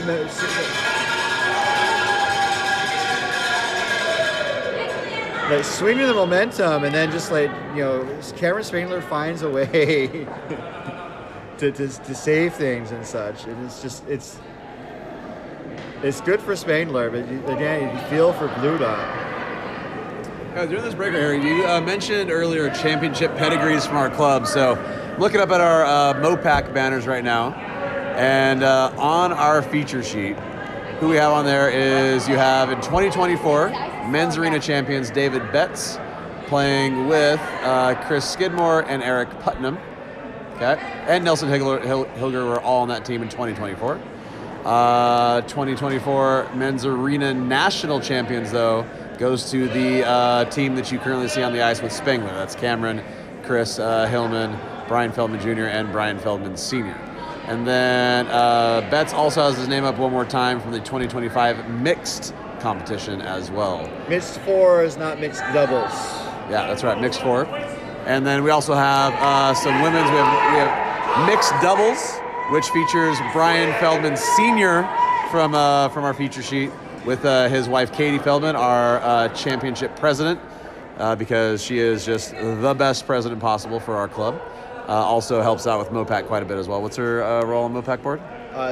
Like, I don't know if she's on the board, but she's the Swiss Army knife of the board. She's definitely. I mean, like she does a chair of a lot of committees. Yeah, absolutely. Yeah. And there's also our most recent banner that was added is on the sheet that is closest to us right now. Has Jordan Conley, Ashley Spalding, Ann Menashe, and Peg Anderson on. Ashley is not playing right now, so Shannon King is playing that game.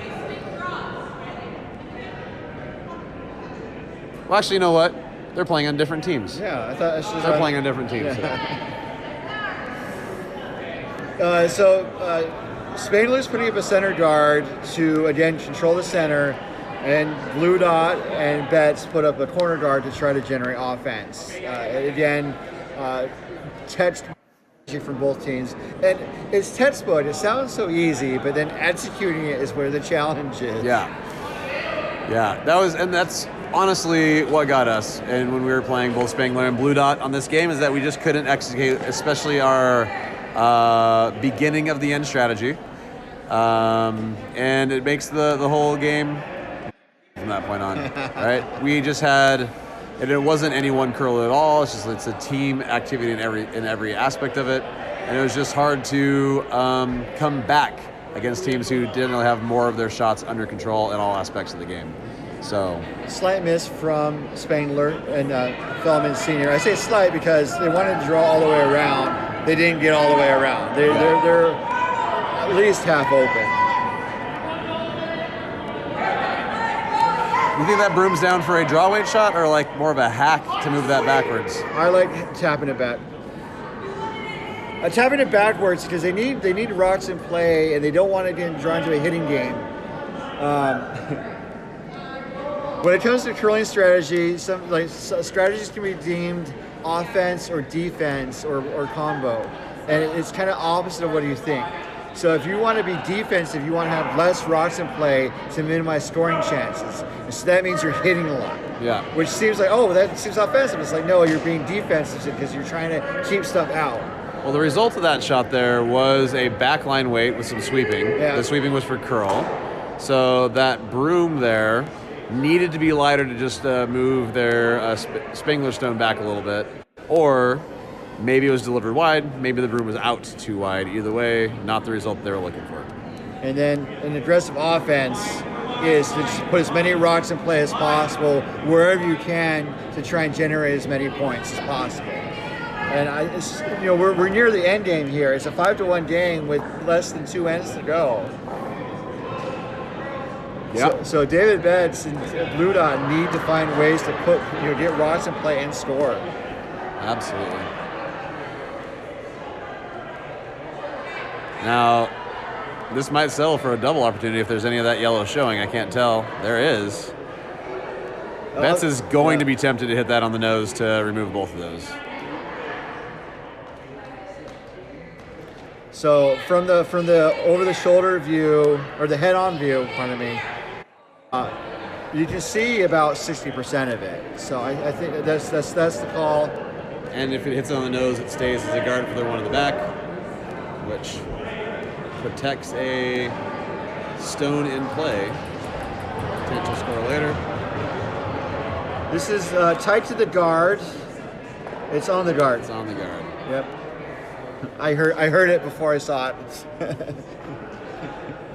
With the whole time lag and technology and stuff, sound travels faster than light for us.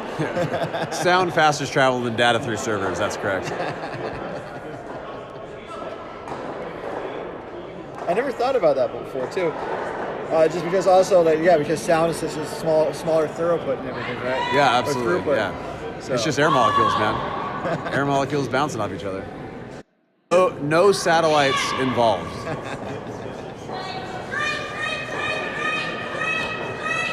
If we played this game underwater, it'd be even better. So there is an absolutely atrocious movie that I've only heard reviews of, but basically it's like supposed to be curling in Florida, and they're doing like curling on wood floors, and they never really explain why they're doing it or like why that works and stuff. So you're telling me that there's a curling movie out there? There's Number one. There's a lot of curling movies. I say a lot. There's more than one curling movie out there. Are they all atrocious? Because I've never heard of any of them. No. So I'm sure people in the chat could put their favorite curling movie in. There's an LMFAO video that features curling. Really? Yeah. That's incredible. Now, isn't curling on a wooden floor just called shuffleboard? Yeah, it pretty much would be. All right, so I think go down the middle, pick out the yellow rod, and again, don't want to be tight to the guard, on the guard. It's going to be on the guard. Oh. That's two, little pinball pushes the yellow guard into the rings on the left side, on the left wing. And the frustration is apparent. It goes back to my key to the game from, I think I told you in the third end there. You got to keep the level head to stay in this game. Yeah. I mean, also, I've only been in a position to win a Bosfield championship once, and I was skipping that team. It's like I could feel just the tension. And I had a vice skip, just like, or the kind of the veteran on the team. She was telling me, it's like, yeah, you and the vice skip needed to calm the heck down. Well, and that's a part of communication too, right? And you should be able to lean on your teammates to communicate that to you, and then to listen to them because they know you. Yeah. Hopefully. If you play together for a while, obviously sometimes at a Bonspiel you don't know who you're playing with very well at all, but that's part of it. Yeah. What was this team for you? Was it somebody you knew well, or is it a... No, the team, we'd all played together before, so we had a pretty good lineup, and we were just able to, we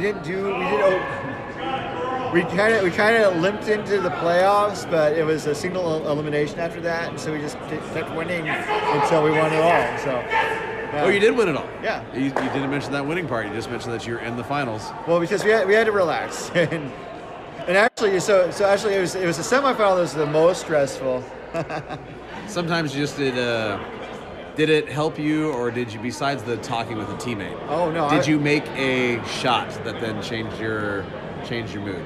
So I think it's like curling is a team sport. I would say I was not the best player on my team that day. But, I think I made enough of my shots. Oh, yeah, the wheels have come off, unfortunately. 4 blue dot. Just another miss there. And Spader's just piling them in because you pile them in until blue dot can prove that you hit them out. As he is somebody that will, he being Spangler in this case, is somebody who will coach, anybody in the club. And he will tell you that his favorite thing, especially in a situation like this, is just put stones in the house. If you put stones in the house, they got to remove them. What are they going to do? So put stones in the house. That's it. Yeah. And when he says it, it sounds so simple. You're like, oh yeah, that makes sense. Let's just put stones in the house. Yeah. And then you go and play them. You're like, why can't I get any stones in the house? This is so upsetting. Oh man. I mean, but so again, while one team is struggling. Team Spangler, they're making their shots for the most part, this end especially. Putting up the guard, putting rocks in the rings, and really forcing David Best to try to find some sort of answer here in the dying minutes of this game. What do you call it right now? What's your? I don't think it's a straightforward shot right now, right? No, you need to set stuff up. You need to rock. You have a red in the back that is out counting even that yellow on the left. I think it is. You gotta be. It's full 12, so it's gotta be like on that one on the left. So I think you guys try to hit and roll a little bit to try and open stuff up. Yeah. Especially, that's where the broom is. The thing that I worry about right now, just from the mental standpoint, is that again this broom is not far off of that guard, and right now that their throwers and sweepers are seeing nothing but rocks hitting guards, and I just worry that there's I get suspicious, Ryan. I feel like sometimes I'm a witch. Well, it's not on the guard.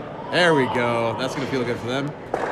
And it gets 2 to move. This is going to be both moving. Oh, it opens up the center. It definitely makes it's going to make it easier to do a draw to the button for 1, but 1's not going to do a lot of good here in the 7th end of a 4-point game. And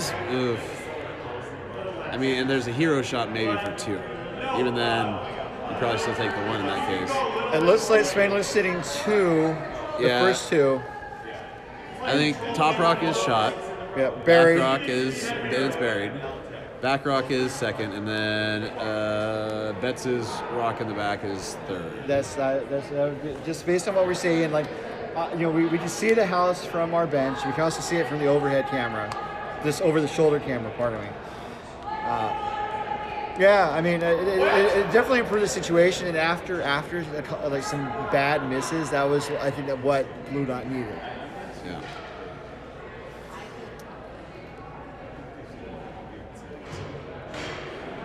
But again, like we were saying, all Spangler has to do is just keep piling them in, especially with that high center guard. You don't want to crash on the center shot stone. But if you get around and bury top 4-foot button and stuff,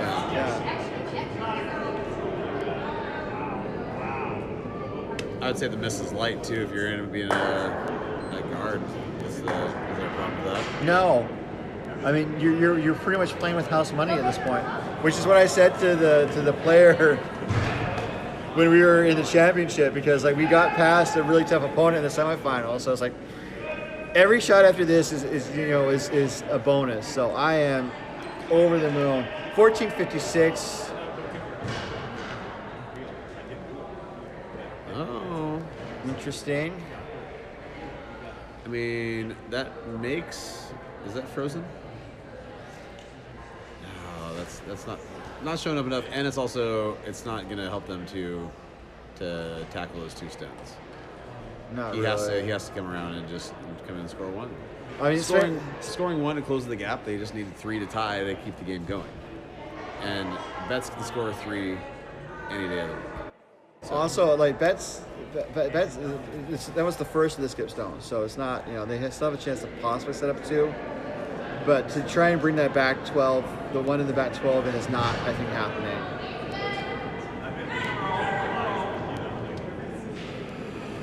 So full 8 is available.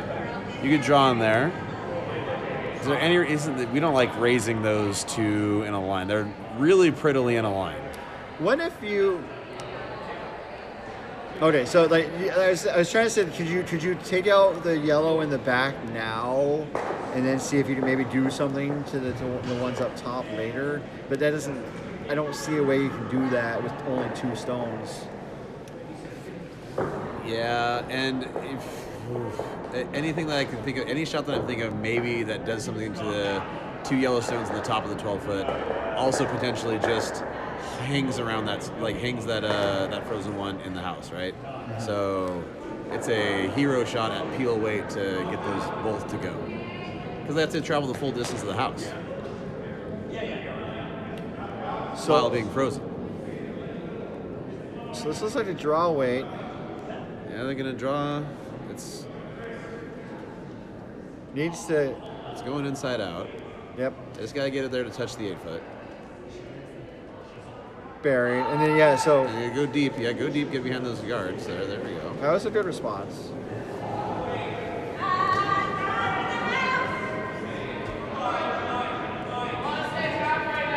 What are you doing if you're Spangler? Don't freak out. Draw to the button.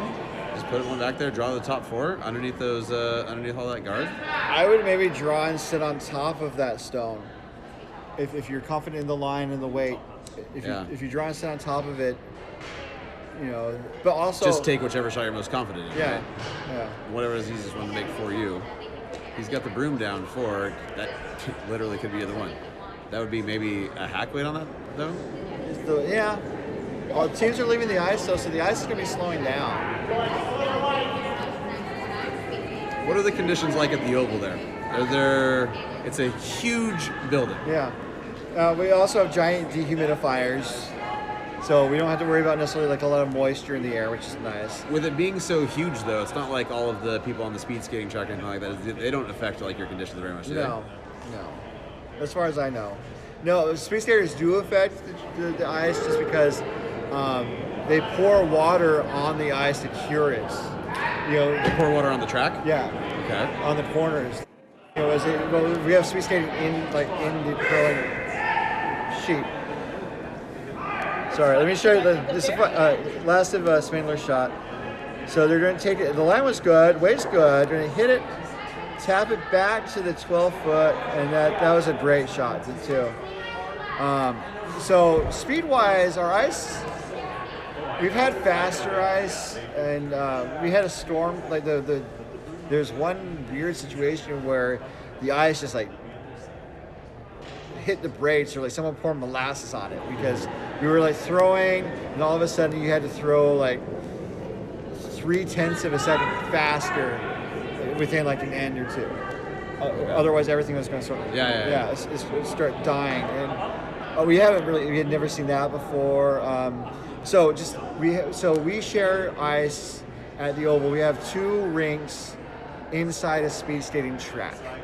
I've been there. It's crazy. It's fun. We hopefully in a year we'll have 11 sheets of ice available, but we don't necessarily have 11 sheets of stones. This is David Betts' last. looking to hit and stick, it appears.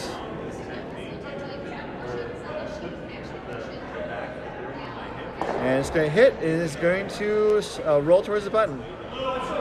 Take one. Looks like it's good for Steal one. 3. That's what they got to do. Wait's a little better. And the hammer goes back to Spangler, and Spangler will also have a 5-2 lead when we head into the end game, perhaps.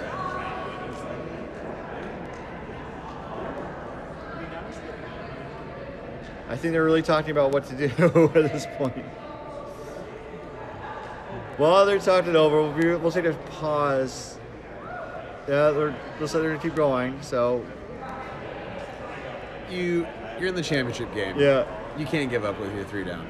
we'll Anything keep, can yeah. happen. We'll keep it right here because why not? Yeah, so we shared the ice with speed skating, and that means Oh, that's right. You share a short track. yeah, short track is on our ice. It's, Okay. Yeah. Took me a while to get to that point. Yeah. So they go around the houses, and so as they go around the corners, they had to pour ice onto the corners to help refreeze the ice. I was wondering how pouring ice in the corners of the long track was affecting you. Now I totally understand. So do they build up an embankment so they have a little bit more like traction? Is that what they're doing? No. It's just that they because they go around the same corner over and over again, it just wears a pad. Because they have to heal it and stuff. And, yeah, and you kind of notice that there's high spots and stuff. And but ice, I love the ice quality of the Oval for arena ice. I feel like we're one of the better arena ice clubs in the country. Present company excluded, of course. Of course. Definitely love the community feel. It's kind of fun to have, here at Skate Town, the 2 rinks. Yeah. And, Do you always play on the same? Like we always play on this same rink. yeah. Do you always play on the same one at the Oval?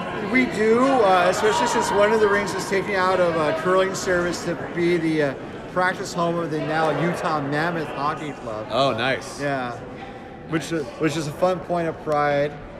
To play in a former Olympic venue and to share the facility with NHL players. Oh, absolutely. And we don't go out all the time. We only go out on special occasions or Sherry's birthday and stuff. Yeah. So.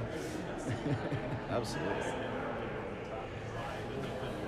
So end game here, down 2 without the hammer. David Best needs to find a way to steal 3.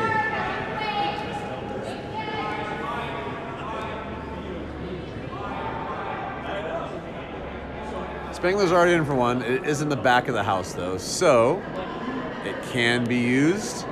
It's not a lot of room to be scoring 3, but with bumping, tapping, keeping things in, it's possible to use it. Mad Max meme, that's bait.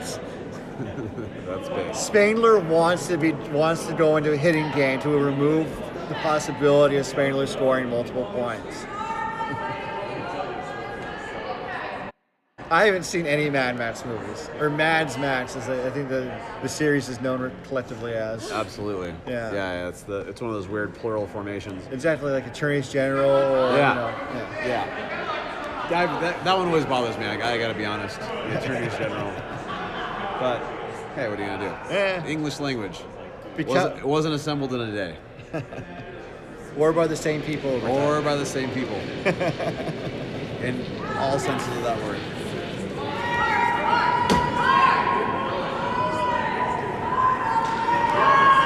So Betts drew down on top of the Spangler yellow, which I thought that's an interesting choice.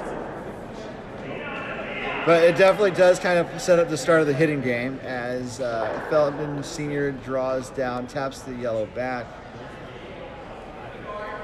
If not freezing under that one, what would you have called for that Betts? What was that second shot? Well, they already put up a center guard. They need 3. They need. I think just go in and start junking stuff up. I mean, that's. You gotta, with rocks in the back of the house, right? If you keep playing this bump game, you can build up some area in the back of the house to then hopefully have it, but then that also gives places for Spangler to go to. Yeah. Right? So it's got to become a game of angles at this point, doesn't it? Where you're trying to just make something happen that becomes just to you and get the edge at some point and work with that edge. Yeah. Right? I think the angles tend to favor Spangler a little bit right now.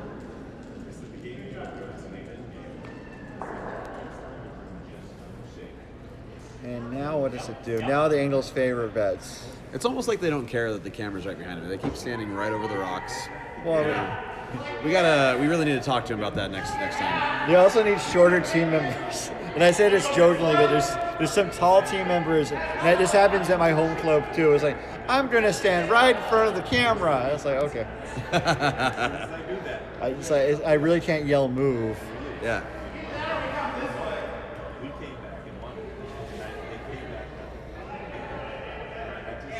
So basically, I said that the angles favor Betts because I think Betts hits that pile, gets both yellows moving. Probably a little bit too early to do that, don't you think? They're taking a timeout. Classic. These games aren't signed, but I joke. They're not. It's not an official timeout.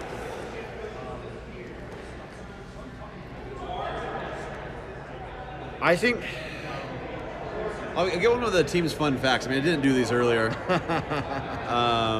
Eric Putnam told me his fun fact is that he ate his twin in the womb, which is why he's twice the size of a normal man and also twice as good. It's a fun fact. Yeah.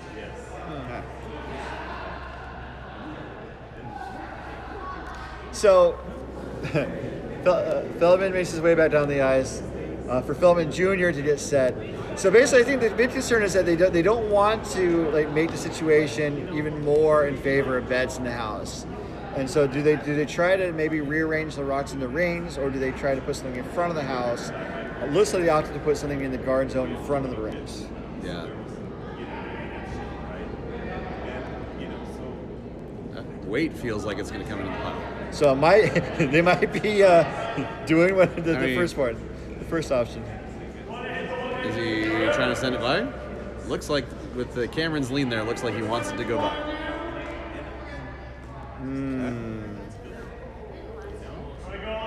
That was not the outcome they wanted.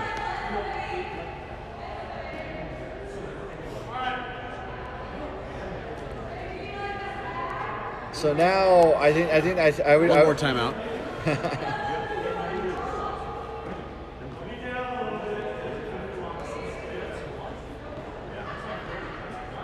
As you see, Hilder head down the way. So for Betts, the angles are favoring them now. I would maybe just they're looking to put one park one right on top of the red, and that way if Spangler does something to drive the pile of rocks, the yellows are going to go away, or at least one of the yellows is going to go away. But I think also.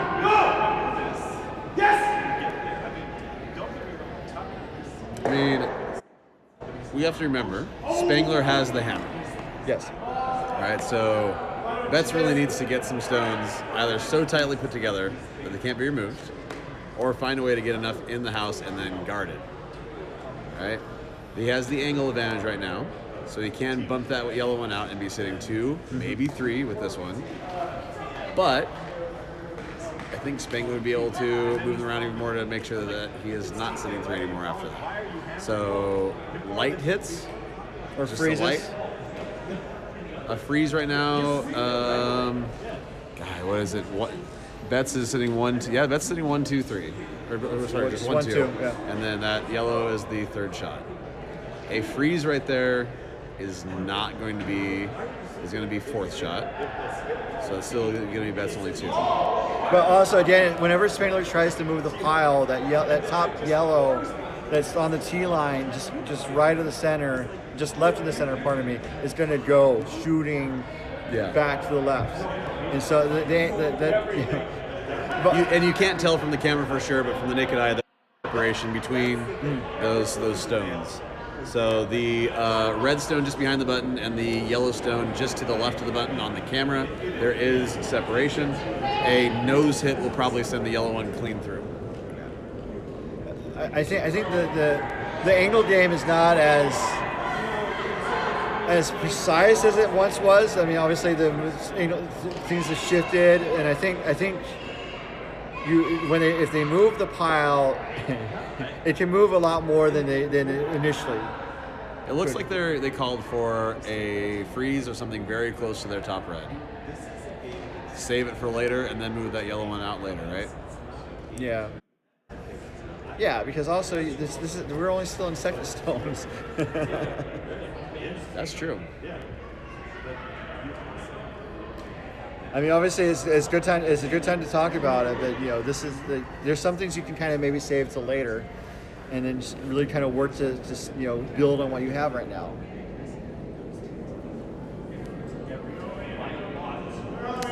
You also have to take the advantage when you can, because if you wait too long, sometimes it isn't there anymore. That's very true. Hoping for a little curl back. It looks like this is going to be a guard, which isn't bad. So I would maybe look at the other side at this point, unless the ice is really slow on the other side.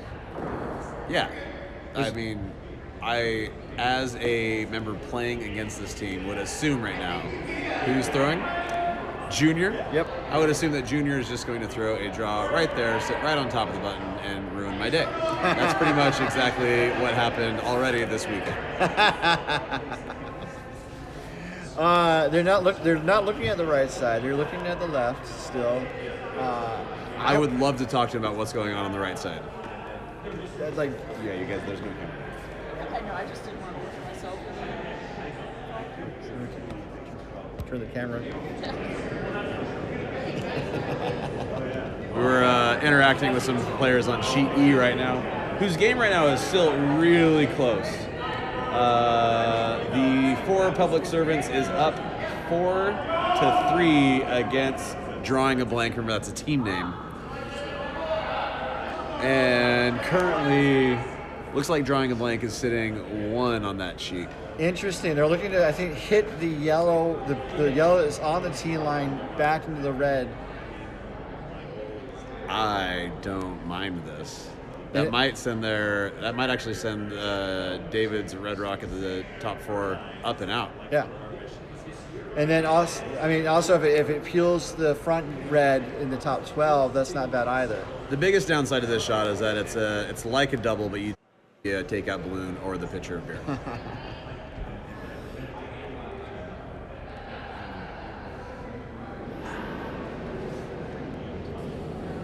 Junior with the delivery.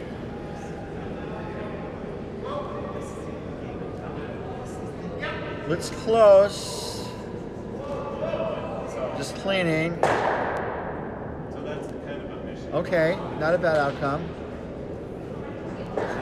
Junior didn't like it very much. Angle game continues. He wanted more. And I don't blame him, but it's just that, it was a tricky shot. Although I think the you kind of weigh the risk reward. I don't think the risk was necessarily the highest risk at this point, but the reward, didn't quite get the reward they were hoping for. Yeah. So now what does Betts do? It looks like Spangler kind of made himself second. I think he's made himself second shot. That's what it looks like to me too. Okay. And I don't. If that high guard wasn't there, I feel like there is a way to double out those yellows to the right. I don't know if that really. Could you get a triple if that high guard wasn't there?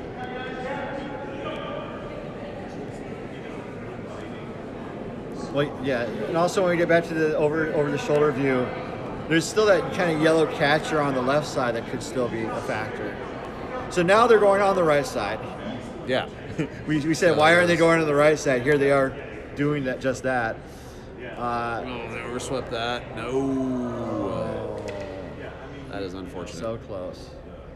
And by the way, I just wanted to note that the Team Betts, they definitely seem like they kept their chins up, and they definitely, their shot performance has been a lot better just these past few shots. Absolutely. I think that that team huddle that they had, reset themselves, get their composure again to really attack this in. And they're not out of it yet. There's something to do. Tell me if I'm crazy, Ryan.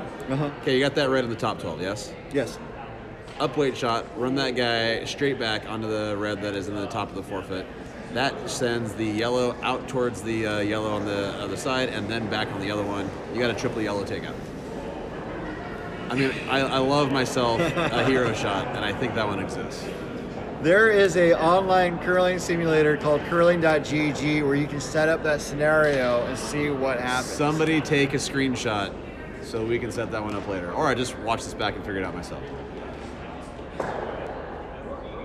But by going deep in the back of the forefoot, it allowed Spangler to draw down. I think they tapped it bad. I don't know if they would have wanted to be a little lighter and just like park on top of it. Or are they still, I mean, it would narrow the scoring area. So, and then, Betts would also kind of follow them on top. And so basically that kind of whole like building stuff on the left side would be repeated on the right side. So he maybe wanted to avoid that. I feel like that's the case. Skidmore's on this one right away.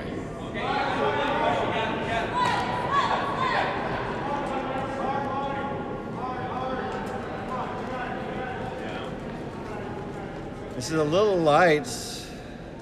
On the guard, though. Oh, man. That takes away my hero shot, too. Announcers jinx. What do we jinx? I said their shot accuracy was a lot better. Oh, that'll do it.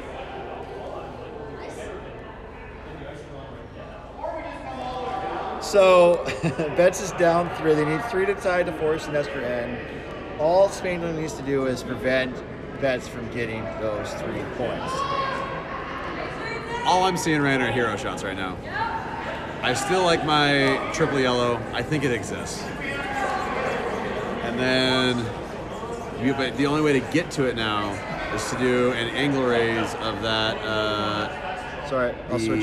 Yeah, is to do an angle raise of that red that is in front of Cameron right now. The one on the camera's right side of the center line, in about the 3 guard zone. So there's some, the options for Spangler don't look appetizing I don't mind either. this. Send that one, or change those angles that I keep wanting for the hero shot. Yeah.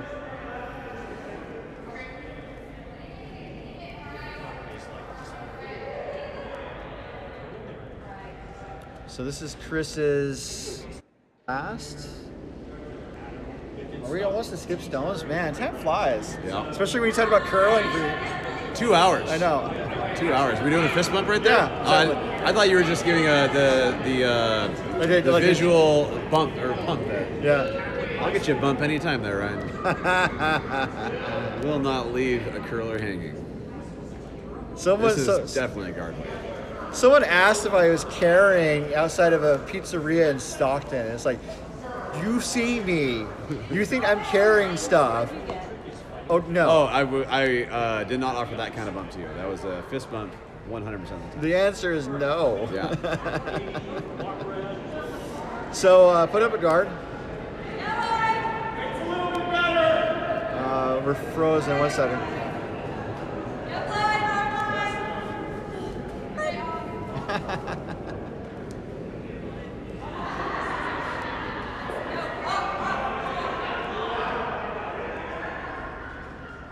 Our console is frozen just like many of those stones are.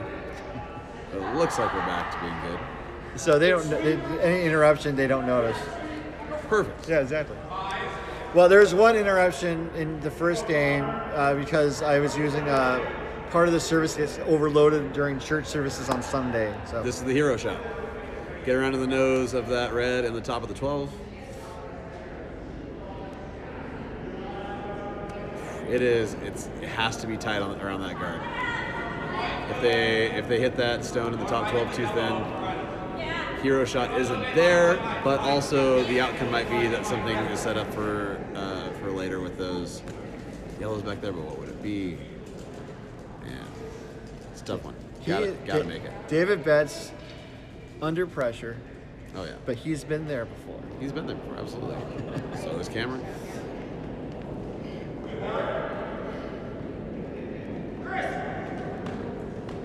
Chris called on. Yeah. Skidmore for line. It looks like it's on the guard, but it's going to be close.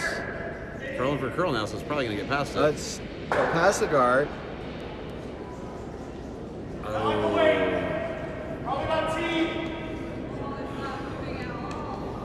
That was super close. Hero shot exists again now. Now you have a straight back, a run back to make that happen. I wonder if they're looking to see if there's any way to make that just go away so that they don't need to throw the last shots. But if you're looking at if Spangler is going to make it go away? Make that red go away now. It's like you keep using, Yeah, in fact, Spangler's got the broom down to block off that run back. That's fair. I was just wondering like how aggressive it's like, Well, if you take out that red guard, then it's just you don't have to do the run back. It's just a straight peel away to move a bunch of stones. Yeah. They want to put their yellow in there at an angle. Yeah. So that no run backs are possible. And if they do run back the Spangler stone, then the Spangler stone is the one that's in there for second or third shot.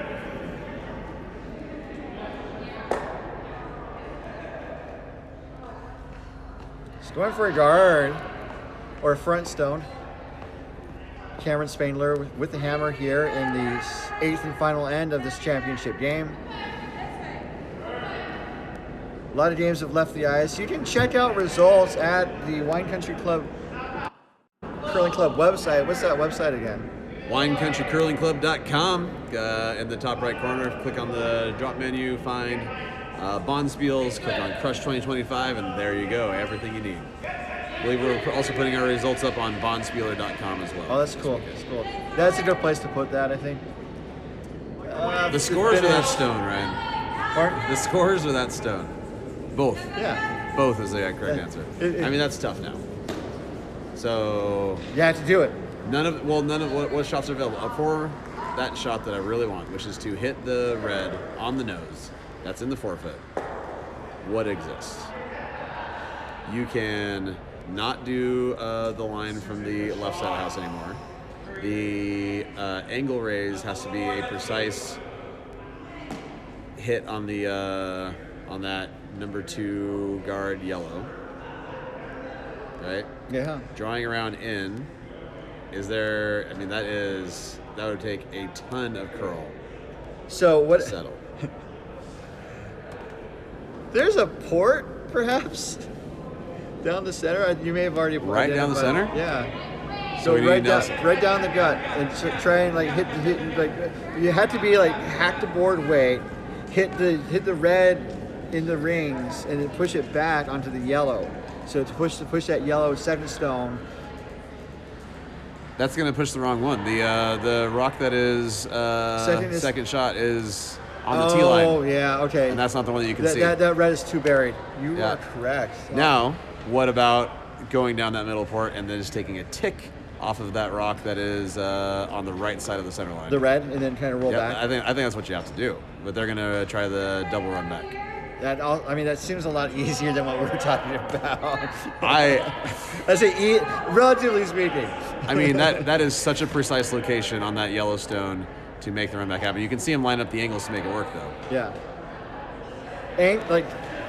One of the more famous curlers in the world is Nicholas Sedin. Okay. And he and his team love to play pool. Okay. And they love to apply what they learn and enjoy playing pool, which is angles.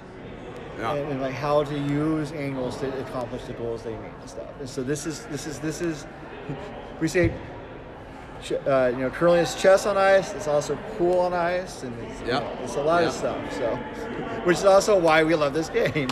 That's why I love mini golf too. It's all about angles. Kids, don't say you won't ever use geometry. So the broom is down for an. That's got to be peel weight shot Rock's got to move. Yeah.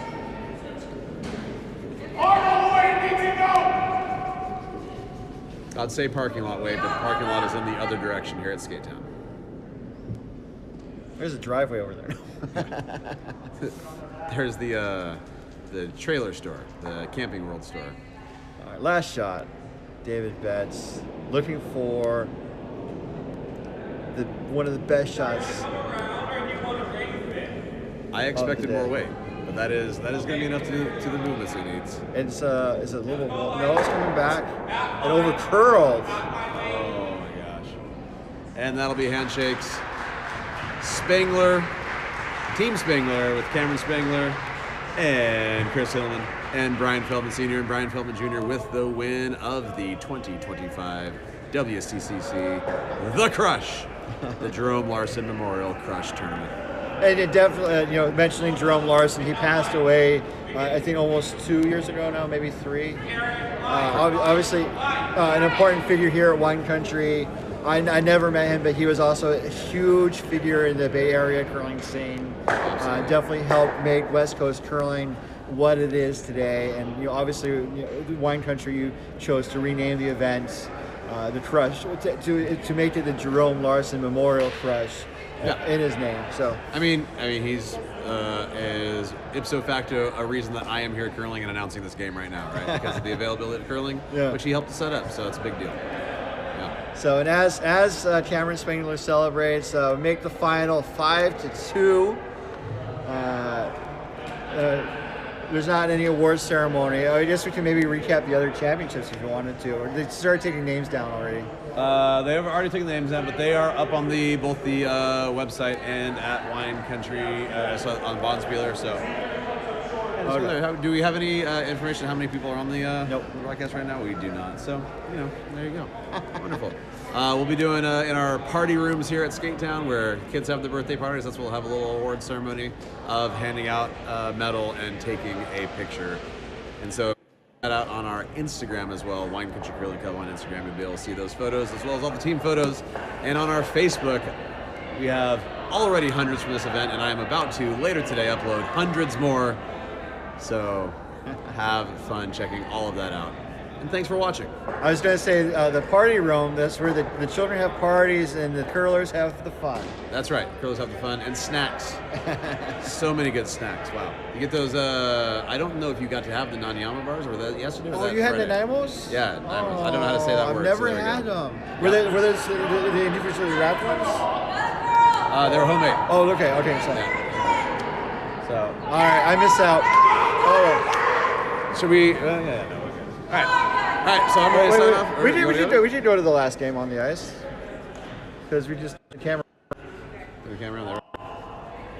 We can only do it because the sheet next to us. All right. So red, which is skipped by Jordan Connolly back there in the pink hair.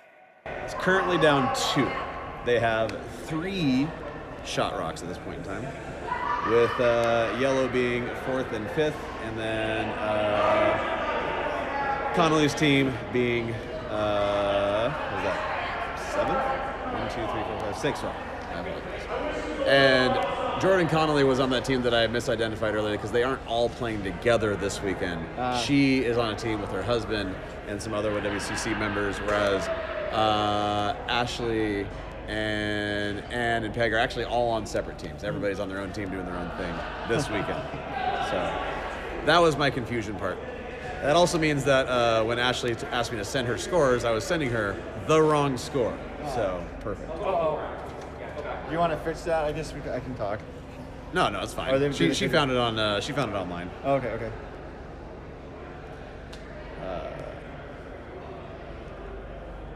This right here is Vice Heather. Gonna call a line for Skip Russell. They also have on their team Karen and Amy. The lovely married couple back in there. You have Jordan and Alex. And also on this one is, who else is there? Susan and, can't see who the 4th is. I believe it's Connor, is the individual from, I know he plays in Bend. Oh, cool.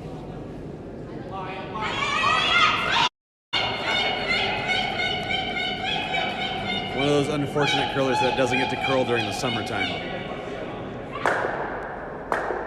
Yellow, red rays to the left edge of the sheet from this view.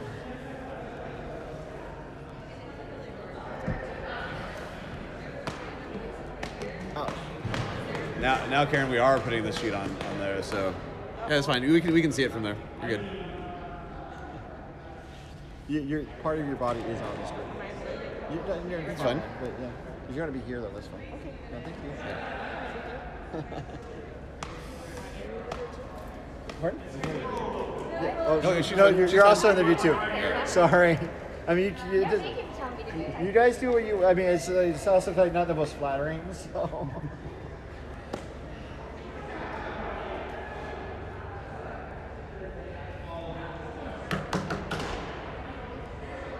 Yes, I was correct. It is Connor. Okay. So red needs to score 2 to tie, 3 to win. And where's the skip stones? Yes. Okay. Yes. Alex is icing this team. When I mentioned earlier in this broadcast that Cameron was my first skip along with Katie Feldman, and also Brian, we did 2 leagues, and Brian, as senior, is also a skip that rotated around. Both Jordan and Alex were on that team with me. I was a newbie vice there, which pretty much set me up for being a vice often. They just want to guard here. It's carrying. Yeah, I just want to make those raises difficult because. Okay. I mean, any hit on that red right now, that just delivered stone, is going to go into a scoring zone if it's at the right weight. And there is backing on all of the 1, 2, 3 shot stones are about the same distance from the button. So if they're able to go back and hit that one straight on, you got a better angle on that, Ryan. Are they right in line to go back to that one that's I think to the right of Heather's foot? Or is it gonna? I don't know. I mean, I'm fascinated. I'm fascinated by the left side of the sheet, where like, there's that gap in the guard zone or in the guards, and like if you feel like wick off the red and roll towards the center, but I don't know if they can do that. Well, you can also, if you're Russell right now, you can try raising that yellow one. Yeah. It looks like they're trying to yellow raise. Yellow raise. Yeah. Man, I feel like that red yellow raise is a much easier raise. And then there's also right through the port, and you can kill that one of those red shot rocks and bring them down to at least 2. Yeah. Yellow raise has, I think, maybe the greater chances of being shot, and I think that's what they want. But there's a lot of angles where that doesn't work. Yeah. Because I gotta get a better angle on this red yellow raise.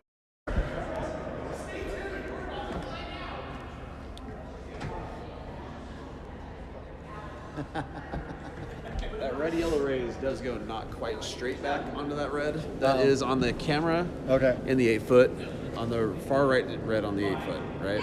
But it will hit it.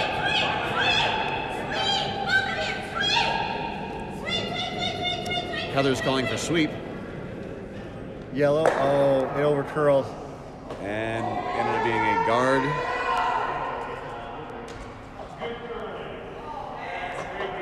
So sitting 3. Jordan's team does not have to throw their last and make the final 7 to 6. And that brings to a conclusion. Yeah. Jeff wanted to try it, and it does go at this spot. Connor didn't want to show us the result, but thank you, Jeff, for answering that question. All right. What? They're going that way? Oh, no, they're going out. Whatever. Yeah, we put the rocks away in that direction, so it's about time for me to go and help put rocks away. So again, Ross, thank you so much for having me here this weekend. It's been a lot of fun, and bring us back into the division. Thank you so much for having us. Thank you for having me on your broadcast. You are the maestro here. You have all of the equipment, and we could not have done this without you. Thank you. Well, especially like on short notice, you said, well, "How do you do this?" It's like, well, there's like a list of things you can do. And so it's like, you said, "Can you come out?" Yeah, we just want to learn more and see what it was like, and we appreciate us showing us. Yeah, and we're looking to build the next generation system for MOPAC, the regional association and stuff. Right. So yeah, looking forward to it. It's always great to check out a new curling club. I love the culture, the atmosphere here this weekend. I hope it extends year round with your leagues and Learn to Curls, Absolutely. and other events and the like. Anybody in the Sacramento area, come join us. We do Learn to Curls all the time. Check out our website. That's where you'll find what dates are available for that. We'd love to have you. It's a great time, and it's always a party to Learn to Curl. It's as serious as you want it to be when you're learning to curl. So if you want to come out and throw some stones, that's great. If you want to try and actually get some points done, we can make that happen for you too. So on behalf of myself and Ross, the boss, Oh, thank you. and all of us here at Wine Country Curling, so long, good curling, and we'll see you down the road. Thank you.